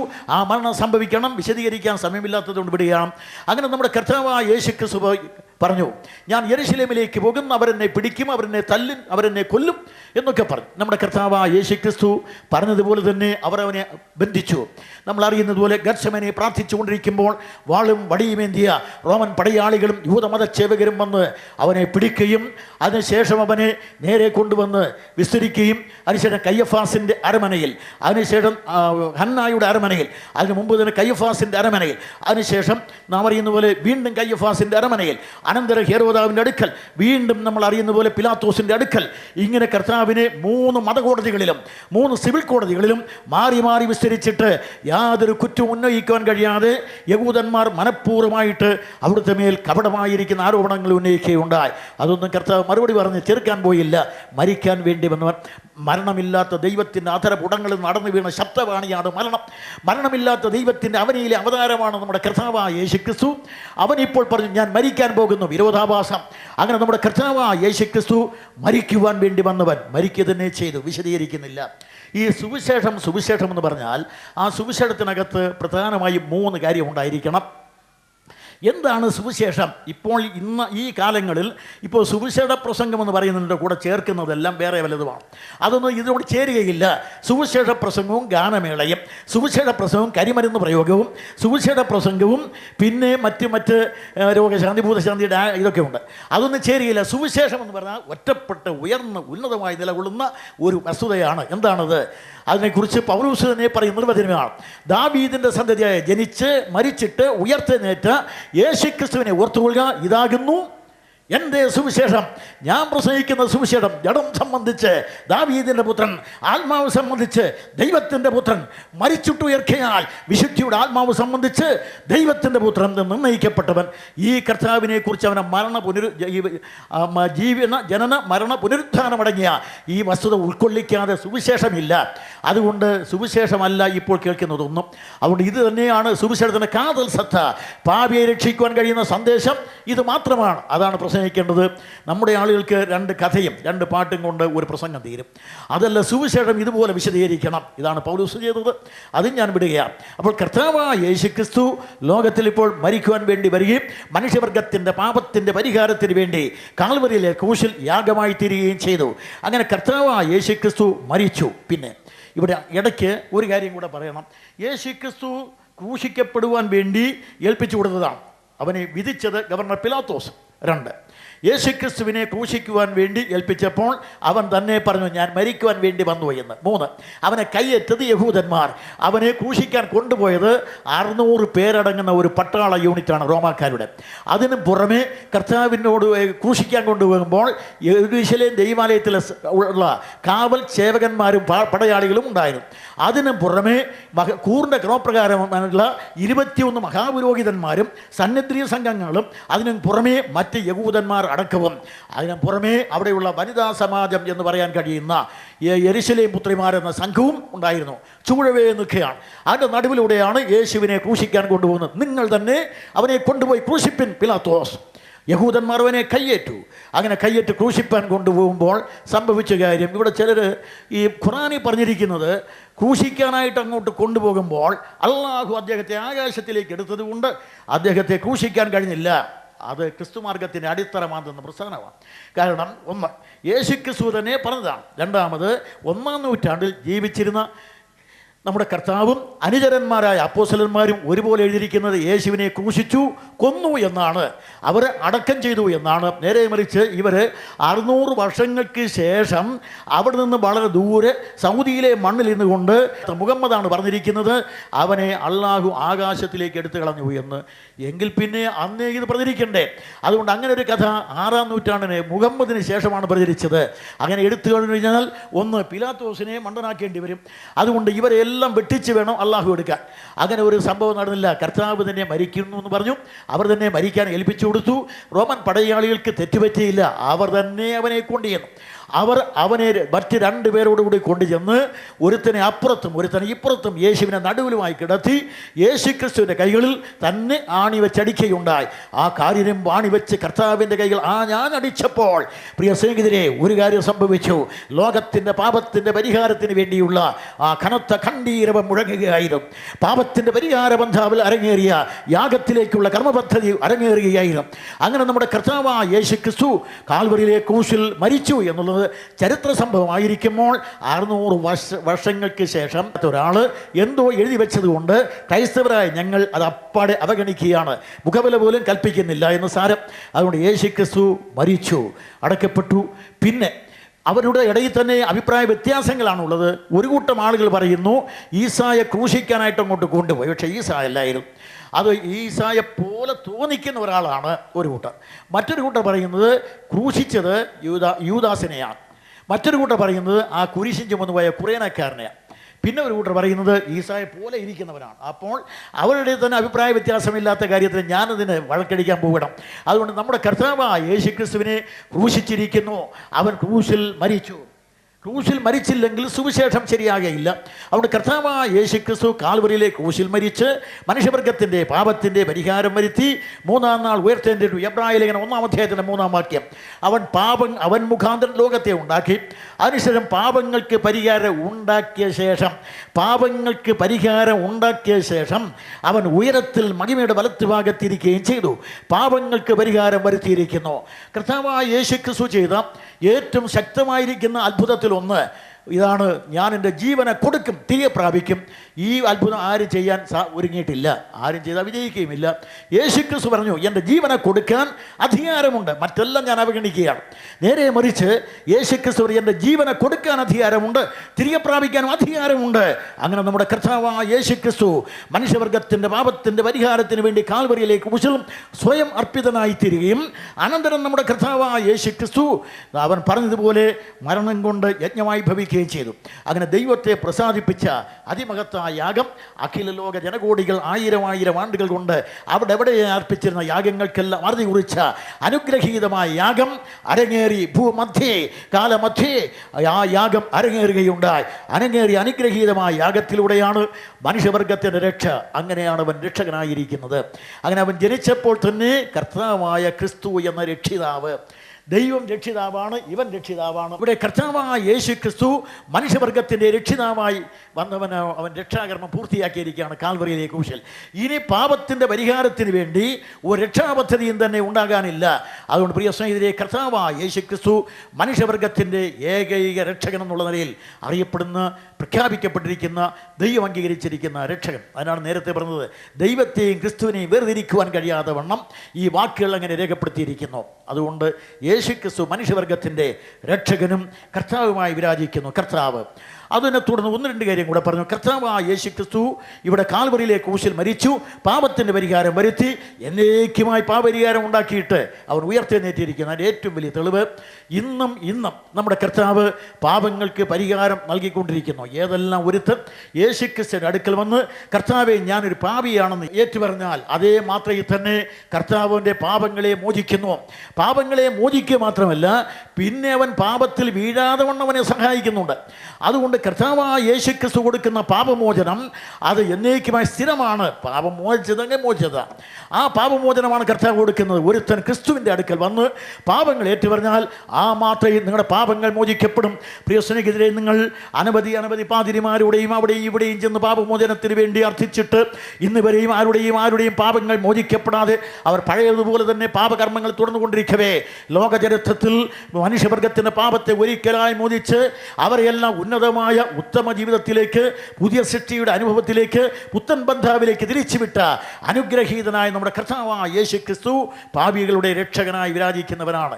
ഇസ്രായേലിൻ്റെ മശിയ രക്ഷകനും കൂടെയാണ്. സർവ്വലോകത്തിനും വേണ്ടി ദൈവം ഒരുക്കിയ നിന്റെ രക്ഷ എന്നാണ് ശിമിയോൻ പറഞ്ഞത്. ആ രക്ഷ എൻ്റെ കണ്ണ് കണ്ടുവല്ലോ. ആ രക്ഷ നമ്മുടെ ഹൃദയത്തിലാക്കുവാൻ ഒരു വാക്ക് മതി. യേശുക്രിസ്തുവിനെ കർത്താവും രക്ഷിതാവുമായി ഏറ്റുപറഞ്ഞ് അംഗീകരിച്ചാൽ അവൻ ആ മാത്രമേ നിങ്ങളുടെ രക്ഷിതാവായി തീരും. കർത്താവായ യേശുക്രിസ്തു നല്ലവൻ വല്ലവൻ വല്ലവൻ എന്നൊക്കെ പറയുകയല്ല. യേശുക്രിസ്തു എൻ്റെ കർത്താവ്, യേശുക്രിസ്തു എൻ്റെ രക്ഷകൻ എന്ന് ഏറ്റുപറയുന്ന അനുഭൂതി വിശേഷം നമുക്കുണ്ടാകണം. ഇതില്ലെങ്കിൽ ക്രിസ്ത്യാനിത്വം പൂജ്യമാണ്. യേശുക്രിസ്തുവിനെ രക്ഷകൻ എന്ന് തന്നെ നമ്മൾ സമ്മതിക്കണം. ഞാൻ ഈ ഭാഗം വിടുകയാണ്. ഇങ്ങനെ ലോകത്തിൽ വന്ന കർത്താവായ യേശുക്രിസ്തു മാനവർഗത്തിൻ്റെ രക്ഷാപദ്ധതി അനുഗ്രഹീതമായ നിലയിൽ ഒരുക്കി തീർക്കുകയുണ്ടായി. നമ്മുടെ കർത്താവിനെ കാൽവറിയിലെ ക്രൂശിൽ നിന്ന് ഇറക്കി കല്ലറയെ സംസ്കരിച്ചു. ഇവിടെ ഒരു വലിയ പ്രചരണമുണ്ട്. ആ പ്രചരണം ഇതാണ്: യേശുക്രിസ്തു ക്രൂശിച്ചില്ല എന്ന് മുസ്ലിങ്ങൾ, യേശുവിനെ ക്രൂശിച്ചു, അവൻ മരിച്ചു എന്ന് ക്രിസ്ത്യാനികൾ. പക്ഷേ യേശുക്രിസ്തുവിനെ ക്രൂശിച്ചു എന്ന് മറ്റൊരു കൂട്ടർ, പക്ഷേ മരിച്ചില്ല. ഇതാണ് മൂന്നാമത്തെ സിദ്ധാന്തം. ഇസ്ലാമിൽ നിന്ന് തന്നെ സമീപകാലത്തുണ്ട ഖാദിയാനികൾ, അഹമ്മദ് ഖാദിയാനികൾ എന്ന് പറയുന്ന ഒരു വർഗമുണ്ട്. അതുകൊണ്ട് അഹമ്മദ് ഖാദിയാനി പറയുന്നത് യേശുക്രിസ്തുവിനെ ക്രൂശിച്ചു, മുസ്ലിം ക്രൂശിച്ചില്ല, ക്രിസ്ത്യാനി ക്രൂശിച്ചു, മുസ്ലിം ക്രൂശിച്ചില്ല. അല്ലാഹുവിനെ എടുത്തുകൊണ്ടു. ഖാദിയാനി ഈസായെ ക്രൂശിച്ചു, പക്ഷേ മരിച്ചില്ല. ക്രൂശിൽ നിന്ന് ഇറക്കി പുത്തൻ കല്ലറയിൽ വെച്ചു. നല്ല ശുദ്ധവായു ധാരാളം ഏറി ഇറങ്ങത്തക്കവണ്ണം വലിയ കല്ലറയായിരുന്നു. സുഗന്ധവർഗം കൂടെ ഇട്ടപ്പോൾ മരുന്നിൻ്റെ കൂട്ടിൽ ലഭിച്ചു. അതുകൊണ്ട് ഇപ്പോൾ അവിടെ ഇരുന്ന് സ്വല്പം നല്ല വായുവും കിട്ടി, മരുന്നിൻ്റെ സൗഖ്യവും കിട്ടിയപ്പോൾ യേശു അവിടെ പതുക്കെ ജീവൻ പ്രാപിച്ചു. അപ്പോൾ ജീവനൊക്കെ ഇങ്ങനെ വന്നിരിക്കുമ്പോൾ ശിഷ്യന്മാർ വന്ന് തട്ടിക്കൊണ്ടുപോയി, കടത്തി വിട്ടു, കൊണ്ടുവന്ന് ഒളിച്ച് താമസിപ്പിച്ചു. 40 ദിവസം അവിടെ ഒരു മരുന്നൊക്കെ ഉണ്ടാക്കി കൊടുത്ത്, തൈലം അതൊക്കെ ഉണ്ട്, യോഹന്നാൻ 12 പറയുന്ന തൈലമാണ്, അതൊക്കെ ഉണ്ടാക്കി കൊടുത്ത് അദ്ദേഹത്തെ ഒളിപ്പിച്ച് 40 ദിവസം താമസിച്ചു. അതിനുശേഷം അദ്ദേഹം അവിടെ നിന്ന് രക്ഷപ്പെട്ട് സ്വർഗാരോഹണം ചെയ്തു പോയി നമ്മളാണ് പറയുന്നത്. അല്ല, രക്ഷപ്പെട്ട് അദ്ദേഹം നേരെ അവിടെ നിന്ന് സിറിയ വഴി സഞ്ചരിച്ച് നേരെ കാശ്മീരിൽ വന്നു. ബലൂചിസ്ഥാൻ വഴി കാശ്മീരിൽ വന്ന് അനന്തനാഗ് എന്ന് പറയുന്ന സ്ഥലത്ത് ഒരു സ്ത്രീയെ കല്യാണം കഴിച്ച് അവിടെ താമസിച്ചിരുന്നു. അതിൽ ധാരാളം കുട്ടികളൊക്കെ ഉണ്ടായിട്ടുണ്ട്. ആ പരമ്പര ഇപ്പോഴും ഉണ്ട്. ഇത് ഒന്ന്. രണ്ടാമത്, വയസ്സനായ ശേഷം 120 വയസ്സായപ്പോൾ അദ്ദേഹം അനന്തനാഗിൽ നിന്ന് ശ്രീനഗറിലേക്ക് പോയി. ശ്രീനഗറിൽ ചെന്ന് അവിടെ പെട്ടെന്ന് അദ്ദേഹം മരിച്ചപ്പോൾ അവിടെ സംസ്കരിച്ചു. ഒരു കല്ലറ ഇപ്പോഴും അവിടെയുണ്ട്. ആ കല്ലറയുടെ പേര്, ഇത് പ്രത്യേകിച്ച് അവിടെ മരിച്ചു കിടക്കുന്ന ആരാണ്, ഒരു സിദ്ധനാണ് അദ്ദേഹം, ഊസ് ആസാൻ എന്നാണ് ഇവിടെ എഴുതിയിരിക്കുന്നത്. അപ്പോൾ ഇതാണ് അവർ പ്രചരിപ്പിക്കുന്നത്. അതുകൊണ്ട് എന്നെ കേൾക്കുന്ന പ്രിയ സ്നേഹിതരെ, ഞാൻ പ്രസംഗിക്കുന്ന കർത്താവായ യേശുക്രിസ്തു ചരിത്രം ചമച്ച് ചരിത്രത്തിൽ അതിശക്തമായി ജിബ്രാൾട്ടർ പാറയേക്കാൾ ഊക്കോടെ നിലകൊള്ളുന്നവനാകയാൽ, യുഗങ്ങളുടെ പാറയായി വിരാജിക്കുന്നവനാകയാൽ, അവനെ ചെറുക്കുന്ന ഏത് ആശയത്തെ കിട്ടിയാലും അത് ചെറുക്കാൻ തന്നെ തീരുമാനിച്ചുള്ളതാണ്. ഇതുപോലെ പ്രസംഗിക്കാൻ കൊള്ളാകുന്ന, പ്രസാദിക്കാൻ കൊള്ളാകുന്ന, പ്രഘോഷിക്കാൻ കൊള്ളാകുന്ന മറ്റൊരു നാമം പ്രപഞ്ചസമയം ഇല്ലെന്നുള്ളത് വേറെ കാര്യം. അതിനും പുറമെ കർത്താവായ യേശുക്രിസ്തുവിനെ ഒരു ദിവസം പ്രസംഗിച്ചില്ലെങ്കിൽ ഈ യോനെ വിഴുങ്ങിയ മത്സ്യം പോലെയാണ് എൻ്റെ കഥ. എവിടെയെങ്കിലും ചെന്ന് പ്രസംഗിച്ചില്ലെങ്കിൽ എനിക്ക് സ്വൈരം വരികയില്ല. അതിന് ഞാനൊരു സംവിധാനമൊക്കെ ഉണ്ടാക്കി വെച്ചിട്ടുണ്ട്. എനിക്ക് എപ്പോൾ പ്രസംഗിക്കണമെന്ന് തോന്നുന്നു ഏതെങ്കിലും കവലയിൽ ചെന്ന് യേശുക്രിസ്തുവിനെ കുറിച്ച് ഒരു പ്രസംഗം ചെയ്യും. അത് ഇന്ന് നടന്നുകൊണ്ട് 72 വയസ്സായിട്ടും അതിന് മാറ്റം വരുന്നില്ല. എൻ്റെ ഭാര്യ ഇന്നിവിടെ വന്നിട്ടുണ്ട് പ്രസംഗം കേൾക്കാൻ. അവൾ പറഞ്ഞു, നിങ്ങളങ്ങനെ പോയി വലിയ യോഗം ഇങ്ങനെ എപ്പോഴും പോകരുത്, അതാണ് ഒന്നാമത് പ്രായം, രണ്ടാമത് കൂടെ അസുഖം പോകരുതെന്ന്. പക്ഷേ യേശുക്രിസ്തുവിനെ ഒരു അളവിൽ സ്വീകരിച്ചപ്പോൾ എത്ര വിവാദത്തോടുകൂടി ഞാൻ സ്വീകരിച്ചോ, ഇവനെ ഇന്ത്യക്ക് വേണ്ടെന്ന് പറഞ്ഞ് കച്ചവടക്കാരായ ഇംഗ്ലീഷുകാർ കപ്പലിൽ കയറ്റി ഇറക്കുമതി ചരക്കായ യേശുക്രിസ്തുവിനെ കപ്പലിൽ കയറ്റി തിരിച്ചയക്കുമെന്ന് ധീരമായ മുദ്രാവാക്യം അക്കാലത്ത് മുഴക്കി. 48 വർഷത്തിന് മുമ്പ് മുഴക്കി. ഈ ക്രിസ്തുവിനോട് ആളറിയാതെ ഏറ്റുമുട്ടാൻ പോയതാണ്. പക്ഷേ ഞാൻ വിചാരിച്ചു പാവപ്പെട്ട തച്ചനാണെന്ന്. പക്ഷേ ഏറ്റുമുട്ടിയപ്പോഴാണ് മനസ്സിലായത് ഇവൻ തച്ചനല്ല, തച്ചൻ തന്നെയാണ് അലങ്കാരാർത്ഥത്തിൽ. എന്ന് പറഞ്ഞാൽ ഇവൻ പ്രപഞ്ചമെന്ന മഹാസൗധം പടുത്തുയർത്തിയ പെരുന്തച്ചനാണ്, തച്ചൻ്റെ മകനുമാണ്. മാത്രമല്ല ഇവനെ കപ്പൽ കയറ്റുമെന്ന് ഞാൻ ഉടനെ നിന്നേക്കാൾ വമ്പന്മാർ കൊമ്പന്മാരെല്ലാം നോക്കിയിട്ടുണ്ട്, ഞാൻ നിൻ്റെ ഹൃദയത്തിലാണ് കയറി പറ്റുന്നത്. ഞാൻ പറഞ്ഞു, യേശുക്രിസ്തു ഇന്ത്യക്ക് വേണ്ട. കർത്താവ് പറഞ്ഞു, ഇത് വേറെ പലരും പറഞ്ഞിട്ടുണ്ട്, നീയും പോയി പ്രസംഗിക്കുന്നു. അന്ന് തുടങ്ങിയതാണ് ഈ പ്രസംഗം. അതുകൊണ്ട് അതുകൊണ്ട് പ്രിയ സ്നേഹിതരെ, ഇതുപോലെ പ്രസംഗിച്ചാലും എഴുതിയാലും മതി വരാതെ വണ്ണം ആയിരക്കണക്കിന് ആളുകൾ അവനിവിടെ നാനാ കോണുകളിൽ നിന്നുകൊണ്ട് അവരവൻ്റേതായ അനവധിയായ ഭാഷകളിൽ ആവോളം എഴുതിയും ആവോളം പാടിയും ആവോളം വരച്ചും ആവോളം പ്രകൃതിച്ചു നിന്നിട്ടും ഇന്ന് വരെയും ആർക്കും പൂരിപ്പിക്കുവാൻ കഴിയാത്ത അഭൂതപൂർവമായ സമസ്യയായി നിലകൊള്ളുന്ന കർത്താവായ യേശു ക്രിസ്തു. അതുകൊണ്ട് ഈ കർത്താവായ യേശു ക്രിസ്തുവിൻ്റെ ഔന്നത്യം എത്ര വലുതായിരിക്കുന്നു. അത്രയും പറഞ്ഞ് ഞാൻ അടുത്ത ഭാഗത്തേക്ക് വരും. നമ്മുടെ കർത്താവ് ഇന്ത്യയിൽ ആദ്യം പ്രാവശ്യം വന്നു എന്നുള്ളത് ഖാദിയാനികൾ സമ്മതിക്കുന്നില്ല. രണ്ടാം പ്രാവശ്യം വന്നതാണ് അവർ പറയുന്നത്. അങ്ങനെ ഞാൻ കാശ്മീരിൽ നിന്നല്ല, ഇതിനെക്കുറിച്ചുള്ള നിരന്തരമായ പുസ്തകങ്ങൾ വായിച്ചു. അത് വായിച്ചപ്പോൾ ഇവിടെ എഴുതിയിരിക്കുന്നവരെല്ലാം കേവലം അഹമ്മദ് ഖാദിയാനികളുടെ പുസ്തകങ്ങളെ കണ്ടമെടുത്തുകൊണ്ടാണ് എഴുതി വച്ചിരിക്കുന്നത് യേശു ക്രിസ്തു ഇവിടെ വന്നു എന്ന്. എന്നാൽ യേശു ക്രിസ്തു ഇന്ത്യയിൽ ഒരിക്കലും വന്നിട്ടില്ല. ആദ്യമോ പിന്നീടോ വന്നിട്ടില്ല. അത് എവിടെയും പോയിട്ടില്ല. ഞാൻ പറഞ്ഞതുപോലെ കനാൻ നാടിനകത്ത് ഒതുങ്ങിക്കൂടി. അങ്ങനെയുള്ള കർത്താവായ യേശു ക്രിസ്തു കാൽവരിയിലെ ക്രൂശിൽ മരിക്കുകയും മൂന്നാം നാൾ ഉയർത്തെഴുന്നേൽക്കുകയും ചെയ്തു. ഉയർത്തെഴുന്നേറ്റ കർത്താവായ യേശു ക്രിസ്തുവിനെയാണ് നമ്മൾ ഘോഷിക്കുവാനുള്ളത്. ഇന്ന് യേശു ക്രിസ്തുവിനെ സംബന്ധിച്ച് കൂടുതൽ സംശയം ജനിപ്പിക്കുന്ന പ്രസംഗങ്ങളാണ് നമ്മുടെ പല പ്രസംഗരും ചെയ്യുന്നത്. ഈ അടുത്ത സമയത്ത് നാം അറിയുന്നത് പോലെ കാൻറ്റർബറി ആർച്ച് ബിഷപ്പ് ഒരു പ്രഖ്യാപനം നടത്തി, യേശുക്രിസ്തുവിനെ പുനരുത്ഥാനം വിശ്വസിക്കുവാൻ വളരെ ബുദ്ധിമുട്ടാണ് എന്ന്. പക്ഷെ അങ്ങനെ പറയുന്ന ഇതുപോലുള്ള ആളെന്ത് ചെയ്യണം? ഉടൻ തന്നെ ഔദ്യോഗികമായ സ്ഥാനവസ്ത്രവും അംശപടിയും വെച്ചിട്ട് അതുവരെ പറ്റിയ ശമ്പളമെല്ലാം തിരിച്ചു കൊടുത്തിട്ട് അത് മാറിപ്പോകണം. അത് ചെയ്യില്ലല്ലോ. അതുകൊണ്ട് യേശുക്രിസ്തുവിനെ വേണം. ആക്ഷേപിച്ചാലും ക്രിസ്തുവിനെ ആക്ഷേപിച്ചാൽ കിട്ടുന്നത് പോലെ ആനുകൂല്യം കിട്ടുകയില്ല. എത്ര പേരാണ് ക്രിസ്തുവിനെ ആക്ഷേപിക്കാൻ തുനിഞ്ഞവർ? യേശുക്രിസ്തുവിനെ ആക്ഷേപിക്കാൻ 1-ാം നൂറ്റാണ്ട് മുതൽ യഹൂദന്മാർ തുനിയും. ആദ്യമായിട്ട് അതിനുവേണ്ടി അനേക യഹൂദന്മാർ എഴുതി, അനേക പുസ്തകങ്ങൾ എഴുതി ആഭാസനായ ക്രിസ്തുവിനെ ചിത്രീകരിച്ചു. അങ്ങനെ ചിത്രീകരിച്ചിട്ട് എന്താണ് ചെയ്തത്? ഒടുവിൽ അതെല്ലാം കൂടെ ചേർത്ത് ഒരു യഹൂദൻ്റെ പുസ്തകം എഴുതി, ട്രിപ്പോ. അതേ ഒരു പുസ്തകം എഴുതി യേശു ക്രിസ്തുവിനെ കുറിച്ച്. പക്ഷേ അതിന് ശരിയായ മറുപടി എഴുതിയിട്ടുണ്ട് ജസ്റ്റിൻ മാത്യർ. ട്രിപ്പോയുമായിട്ടുള്ള ഡയലോഗ് അതിൽ അദ്ദേഹം വിശദീകരിക്കുകയുണ്ടായി. അന്നേരം സെൽസസ് യേശു ക്രിസ്തുവിനെ തിരിഞ്ഞു. യേശു ക്രിസ്തുവിനെ വളരെ ആക്ഷേപിച്ചുകൊണ്ട് എഴുതിയ ആളാണ് സെൽസസ്. 4-ാം നൂറ്റാണ്ട് ഓറിജൻ അതിനത് എഗൈൻസ്റ്റ് ടു സെൽസസ് എന്നൊരു പുസ്തകത്തിലൂടെ അത് ഖണ്ഡിക്കുകയുണ്ടായി. ഇതുപോലെ യേശുക്രിസ്തുവിനെതിരെ വന്നിട്ടുള്ള എല്ലാ ആരോപണങ്ങളെയും ക്രൈസ്തവരുടെ ഇടയിലുള്ള അനവധി പണ്ഡിതന്മാർ തക്ക നിലയിൽ മറുപടി പറഞ്ഞ് ചേർത്തിട്ടുണ്ട്. അതുകൊണ്ട് നമ്മുടെ കർത്താവായ യേശുക്രിസ്തുവിനെ ആളത്വം പ്രസംഗിക്കുന്നവർ തെളിഞ്ഞു വരികയാണ്. അതുകൊണ്ട് ഇന്നലെ പറഞ്ഞ ആശയങ്ങളിൽ നിന്ന് വേണ്ടാതെ വണ്ണം യേശുക്രിസ്തു പിന്നെയും പുതിയ നിയമത്തിൽ ആലേഖനം ചെയ്തിരിക്കുന്ന എഴുത്തുകളുടെ ആരോഹണം ചെയ്തു വരുന്നത് പോലെ നമുക്ക് തോന്നുന്നു. അതുകൊണ്ട് പ്രിയ സഹോദരന്മാരെ, കർത്താവായ യേശുക്രിസ്തു മനുഷ്യവർഗത്തിൻ്റെ രക്ഷകനായി വന്ന് ക്രൂശിൽ മരിച്ച് അടക്കപ്പെട്ട് ഉയർത്തെഴുന്നേറ്റ് ജീവിക്കുന്നവനാണ്. ഈ കർത്താവായ യേശുക്രിസ്തുവിനെ രക്ഷിതാവും കർത്താവുമായിട്ടാണ് ബൈബിൾ അവതരിപ്പിക്കുന്നത്. രക്ഷകനായ ദൈവം സമം ക്രിസ്തു എന്ന രക്ഷകൻ. അതുകൊണ്ട് ദൈവത്തെയും ക്രിസ്തുവിനെയും വേർതിരിക്കാൻ കഴിയില്ല. മരിച്ചിട്ടുയർത്തേറ്റ ഈ കർത്താവായ യേശുക്രിസ്തു. അതുപോലെ തന്നെ പിന്നെ ഒരു കാര്യം കൂടെ പറഞ്ഞ് ഞാൻ അവസാനിപ്പിക്കാം. യേശുക്രിസ്തുവിനെ സംബന്ധിച്ച് അവൻ ലോകത്തിൽ വന്ന രക്ഷിതാവെന്ന് പറയുമ്പോൾ തന്നെ യഹൂദന്മാരുടെ ചിരകാല പ്രതീക്ഷിതനായ മശിയ അവൻ വന്നത് യഹൂദന്മാരുടെ രാജാവായിട്ടാണ്. പക്ഷേ അവർ സ്വീകരിക്കാത്തത് കൊണ്ട് അത് മാറ്റിവെച്ച് രക്ഷാപദ്ധതിയിലേക്ക് തിരികെയുണ്ടായി. എന്നാൽ ഇനി അവൻ വരുന്നത് യഹൂദന്മാരുടെ രാജാവെന്നല്ല, ലോകാധിപത്യം കൈവരിക്കുവാനാണ്. പക്ഷേ ഇവിടെ മറ്റൊരു കാര്യം പറയാനാണ് ഞാൻ ശ്രമിക്കുന്നത്. ദൈവം എല്ലാവർക്കും ഭരിക്കുവാൻ അവസരം നൽകിയിട്ടുണ്ട്. ലോകത്തിൽ അറിയപ്പെടുന്ന ആദ്യത്തെ സാമ്രാജ്യം നമ്മൾ ബൈബിളിൽ പറഞ്ഞിരിക്കുന്ന നിമ്രോദിൻ്റേതാണ്. നിമ്രോദിൻ്റെ സാമ്രാജ്യം അത് വളരെയേറെ വിദ്വേഷത്തിനായി മാറി. അത് കഴിഞ്ഞാൽ പിന്നെ എത്രയെത്ര സാമ്രാജ്യങ്ങൾ അറിയപ്പെടുന്ന ഇന്നത്തെ ഇറാഖ് എന്നറിയപ്പെടുന്ന പ്രാചീനമായ മെസപ്പൊട്ടോമിയയിൽ 4 ദേശീയതകൾ വളരുകയും താളിടുകയും ചെയ്തു. അസീറിയ, സുമേറിയ, അഖാഡ്, ബാബിലോൺ, അതുപോലെ എത്രയോ ദേശീയതകൾ വളർന്നു. അവിടെയെല്ലാം സമർത്ഥന്മാരായ ഭരണകർത്താക്കൾ ഉണ്ടായി. അസീറിയൻ രാജപരമ്പരയിൽ നാം അറിയുന്നത് പോലെ ശൽമനേസർ 1-ാമൻ, 2-ാമൻ, 3-ാമൻ, 4-ാമൻ, 5-ാമൻ ബൈബിളിൽ പറയുന്നതാണ് ഈ ഒരാളിൻ്റെ പേര്. അതുപോലെ സർഗോൺ 1-ാമൻ, 2-ാമൻ, 3-ാമൻ. അതിന് പുറമേ ബൈബിളിൽ പറഞ്ഞിരിക്കുന്ന തിക്ലത്പിലേസർ, പിന്നെ ശൽമനേസർ, ഇങ്ങനെ പലരുണ്ടായി. അനേക രാജാക്കന്മാർക്ക് ജന്മം കൊടുത്തു. ഏകദേശം BC 800 മുതൽ 612 വരെ അസീറിയൻ ചക്രവർത്തിമാർ ലോകത്തെ ഭരിച്ചു. ദൈവം അവർക്ക് കൊടുത്തു അസീറിയൻ ഭരണം. അത് കഴിഞ്ഞപ്പോൾ ദൈവം അടുത്ത അവസരം കൊടുത്തു. ആ ഭരണത്തിന് അവസാനം കുറിച്ചുകൊണ്ട് അതേ മണ്ണിൽ നിന്ന് തന്നെ ബാബിലോണിയന്മാർ വന്നു. ബാബിലോണിലെ അറിയപ്പെടുന്ന 3 രാജാക്കന്മാർ സമർത്ഥമായ ഭരണം കാഴ്ചവെച്ചവരാണ്. നാം അറിയുന്ന ചരിത്രത്തിലെ പ്രസിദ്ധന്മാരെ നെബൂഖദ്നേസർ, നെബൂഖദ്നേസർ, അദ്ദേഹത്തിൻ്റെ മകൻ്റെ മകനായ നമോഡിനാസ്, ഈ 3 പേരും ഭരിച്ചവരാണ്. BC 539 വരെ അവർക്ക് ദൈവം അവസരം കൊടുത്തു. അവരും ഭരിച്ചു, പരാജയം. അത് കഴിഞ്ഞപ്പോൾ പിന്നെ സംഭവിച്ച അടുത്തത് നാം അറിയുന്നത് പോലെ അടിച്ചു കയറി വരുന്നതായ പേർഷ്യൻ ഭരണകൂടത്തിൽ നാം അറിയുന്നത് പോലെ തന്നെ അനവധി സമർത്ഥന്മാരായ സമ്രാട്ടുകളുണ്ടായി. സൈറസും, ദാരിയാവേശ് 1-ാമൻ 2-ാമൻ 3-ാമൻ, അതുപോലെ തന്നെ മറ്റ് അർത്ഥശഷ്ടാവ് 1-ാമൻ 2-ാമൻ 3-ാമൻ, ഇങ്ങനെ പല രാജാക്കന്മാരുണ്ടായി.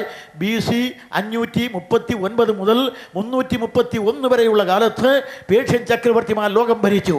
ഏറ്റവും വിശാലമായ രാജ്യമുണ്ടായി. നല്ല ഭരണം അവരും കാഴ്ചവെച്ചു. പക്ഷേ എല്ലാവർക്കും പറ്റിയ ഭരണമല്ല, കുറേ ആളുകൾക്ക് അപര്യാപ്തമായ ഭരണമാണ്. അത് ഇന്നത്തെ പോലെ തന്നെയാണ്, അവിടെ ശരിയാകുന്നില്ല. അത് കഴിഞ്ഞപ്പോൾ ദൈവം പറഞ്ഞു, മതി, നിന്റെ ഭരണം ഇവിടെ മതി എന്ന് പറഞ്ഞു.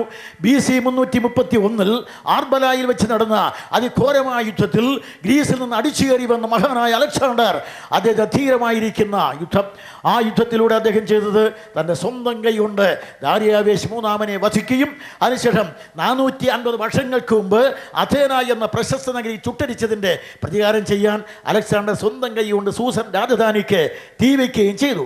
അതോടുകൂടി സംഭവിച്ചൊരു കാര്യമുണ്ട്. അപ്പോൾ ആ ചരിത്രം പേർഷ്യൻ സാമ്രാജ്യവും അവസാനിച്ചു. ആ ഗ്രീക്ക് സാമ്രാജ്യം ആരംഭിച്ചു. അത് ചരിത്രത്തിൽ ഏകദേശം 63 വരെ 4 കഷണങ്ങളായി നിലനിന്നു. 63 വരെ അവർക്ക് നല്ല ഭരണം. ലോകത്തിലെ ഏറ്റവും വലിയ സാംസ്കാരികമായ നിലവാരത്തിൽ ഉയർന്നവരാണ് ഗ്രീക്കുകാർ. മകൻ അലക്സാണ്ടറുടെ ലക്ഷ്യം അതായിരുന്നു.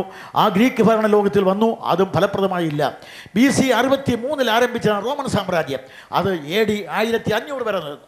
അവരും ഭരിച്ചു. ഇങ്ങനെ എല്ലാവരും ഭരിച്ച് ലോകത്തെ കഴുത കുളിച്ച കുളമാക്കി മാറ്റി. ഇപ്പോൾ വന്നു ജനാധിപത്യം.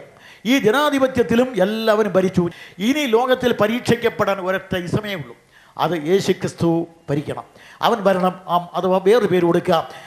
അന്നത്തെ പഴയ മുതൽ ഇങ്ങോട്ട് പറഞ്ഞാൽ ഫാസിസം തോറ്റ, ഫ്യൂഡലിസം തോറ്റ, നാസിസം തോറ്റ, അതിനുശേഷം നമ്മളറിയാം ഗാന്ധിസം തോറ്റ, കമ്മ്യൂണിസം തോറ്റ, സോഷ്യലിസം തോറ്റ ഈ ലോകത്തിൽ ഇനി പരീക്ഷിക്കപ്പെടാൻ ഒറ്റ ഇസമുള്ളത് ഇവാഞ്ചലിസം.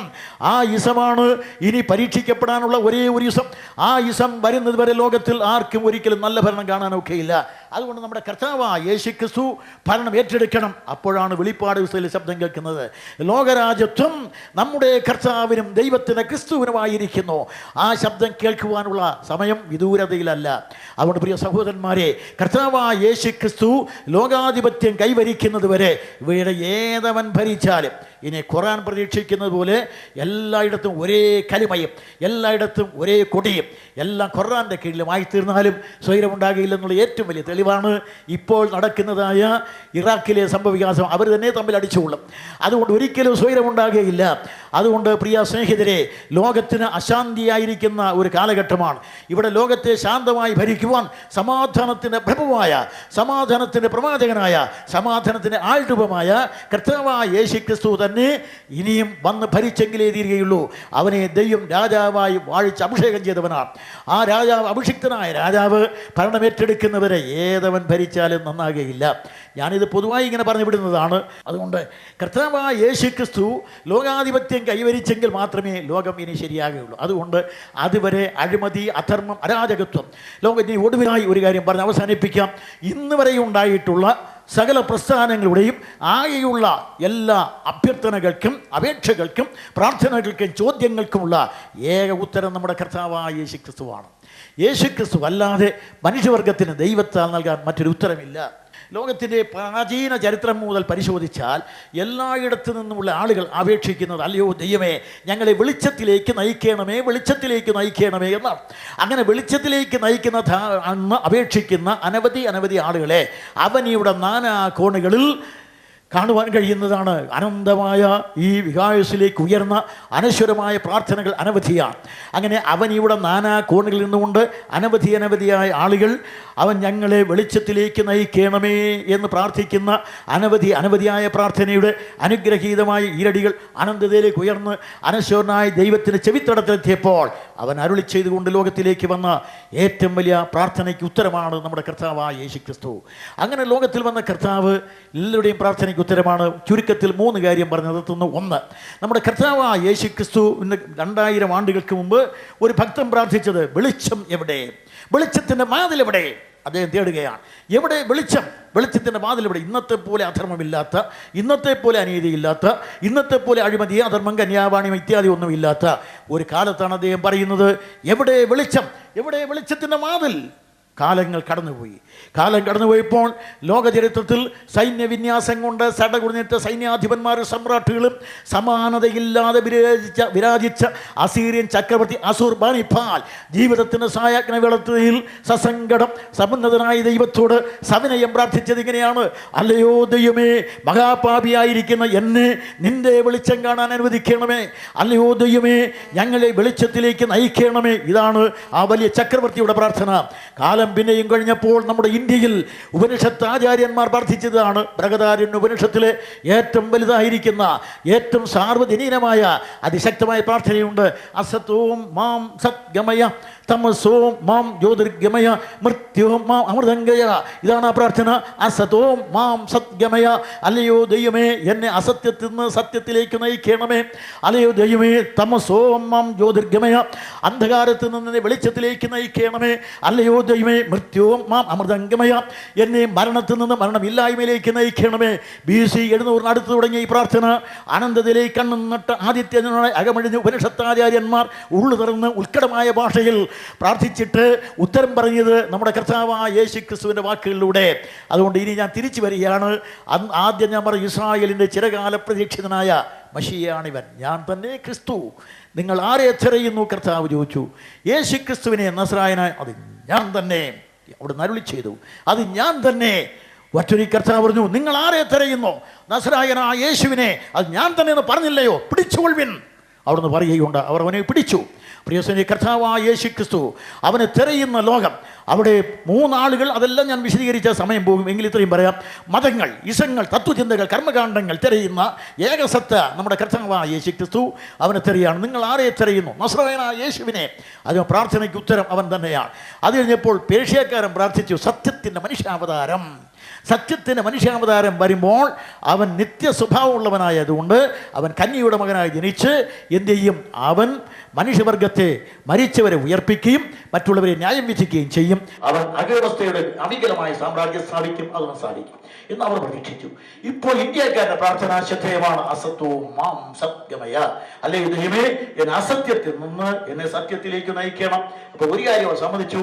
ഈ ഉത്കടമായ ഉപനിഷത്തുക്കളും ഉന്നതമായ ചിന്തകളും വേദങ്ങളും യജ്ഞങ്ങളും കർമ്മകാണ്ഡങ്ങളും ധാരാളമായിട്ടുണ്ടെങ്കിലും കത്തെടുത്തിട്ട നിലവിളക്കുകളും കാലഗതിയുടെ കവിതയുമായി ദീപ്തിയുമുണ്ടെങ്കിലും ഞങ്ങൾ കാലിടാതെ ജീവിക്കുവാൻ പര്യാപ്തമായ വെളിച്ചമില്ലാത്തത് കൊണ്ട്, അല്ലയോ വെളിച്ചമേ, നയിച്ചാലും അവർ പ്രാർത്ഥിച്ചു, ഇനി ഞങ്ങൾക്ക് അസത്തോ മാം സദ്ഗമയ, ഞങ്ങളെ സത്യത്തിലേക്ക് നയിക്കണമേ. സ്വാതന്ത്ര്യം കിട്ടിയതിന് മുമ്പും ഇപ്പോഴും നോക്കുക, ഈ 50 വർഷത്തിനിപ്പുറം അഴിമതി, അധർമ്മം, അരാജകത്വം, കന്യാവാണിഭം എന്ന് വേണ്ട കൊലയും ഭീഷണിയും ഭീകരപ്രവർത്തനങ്ങളും കള്ളനോട്ടും കാപട്യങ്ങളും എന്തെല്ലാം കുട്ടികളെ തട്ടിക്കൊണ്ടുപോകും. ഇങ്ങനെ ഇരുട്ടിവിടെ നിറഞ്ഞിരിക്കുകയാണ്. അതുപോലെ തന്നെ അസത്യം ഇവിടെ പൂർത്തീകരിക്കപ്പെട്ടുകൊണ്ടിരിക്കുകയാണ്. ഇങ്ങനെ ലോകത്തിൽ അസത്യത്തിൽ സത്യത്തിലേക്ക് നയിക്കണമെന്നുള്ള ഈ പ്രാർത്ഥന ഇന്ന് അത്യാവശ്യമാണ്. അതിന് ഉത്തരം നൽകിയത് യേശു ക്രിസ്തുവാണ്. അല്ല, മറിച്ച് പറയാനുണ്ടെങ്കിൽ ഞാൻ പറഞ്ഞല്ലോ, സത്യം ആൾരൂപമായി വന്നവൻ നമ്മുടെ കർത്താവാണ്. അതുകൊണ്ട് ദൈവത്വം മനുഷ്യത്വം രണ്ടും ഒരേ ആളത്വത്തെ സമന്വയിപ്പിച്ചത് അത് യേശു ക്രിസ്തു മാത്രം. അവൻ ഉത്തരം പറഞ്ഞത്, ഞങ്ങളെ സത്യത്തിലേക്ക് നയിക്കണമേ. യേശു ക്രിസ്തു, ഞാൻ തന്നെ സത്യം, എന്നെ അനുഗമിക്കുന്നവൻ സകല സത്യത്തിലും അനയിക്കപ്പെടും. അവർ പ്രാർത്ഥിച്ചു, തമസോ മാം ജ്യോതിർഗമയ, ഞങ്ങളെ ഇരുട്ടിൽ നിന്ന് വെളിച്ചത്തിലേക്ക് നയിക്കണമേ. ഉടനെ നമ്മുടെ കർത്താവ് പറഞ്ഞു, ഞാൻ ലോകത്തിൻ്റെ വെളിച്ചമാണ്, എന്നെ അനുഗമിക്കുന്നവൻ ഇരുട്ടിൽ നടക്കാതെ ജീവൻ്റെ വെളിച്ചമുള്ളവനാകും. അവിടുന്ന് അരുളി ചെയ്തു. അതുപോലെ തന്നെ അവൻ പ്രാർത്ഥിച്ചു, മൃത്യോം മാം അമൃതംഗമയ. അതുകൊണ്ട് മൃതിയെ ജയിച്ചവന് മാത്രമേ അമൃതനെ കൊടുക്കാൻ കഴിയൂ. അമൃതം എന്ന് പറഞ്ഞാൽ പാലാഴി കടഞ്ഞുണ്ടാകുന്ന സാധനമല്ല. ഇത്രയും കാലത്തെ ഗവേഷണം കൊണ്ട് പാൽക്കടൽ, നെയ്ക്കടൽ, തൈർകടൽ, മോർകടൽ, സങ്കല്പസാഗരം, ഇങ്ങനെയുള്ള സങ്കല്പസാഗരം കടഞ്ഞാൽ കിട്ടുന്ന സാധനമല്ല സുധ.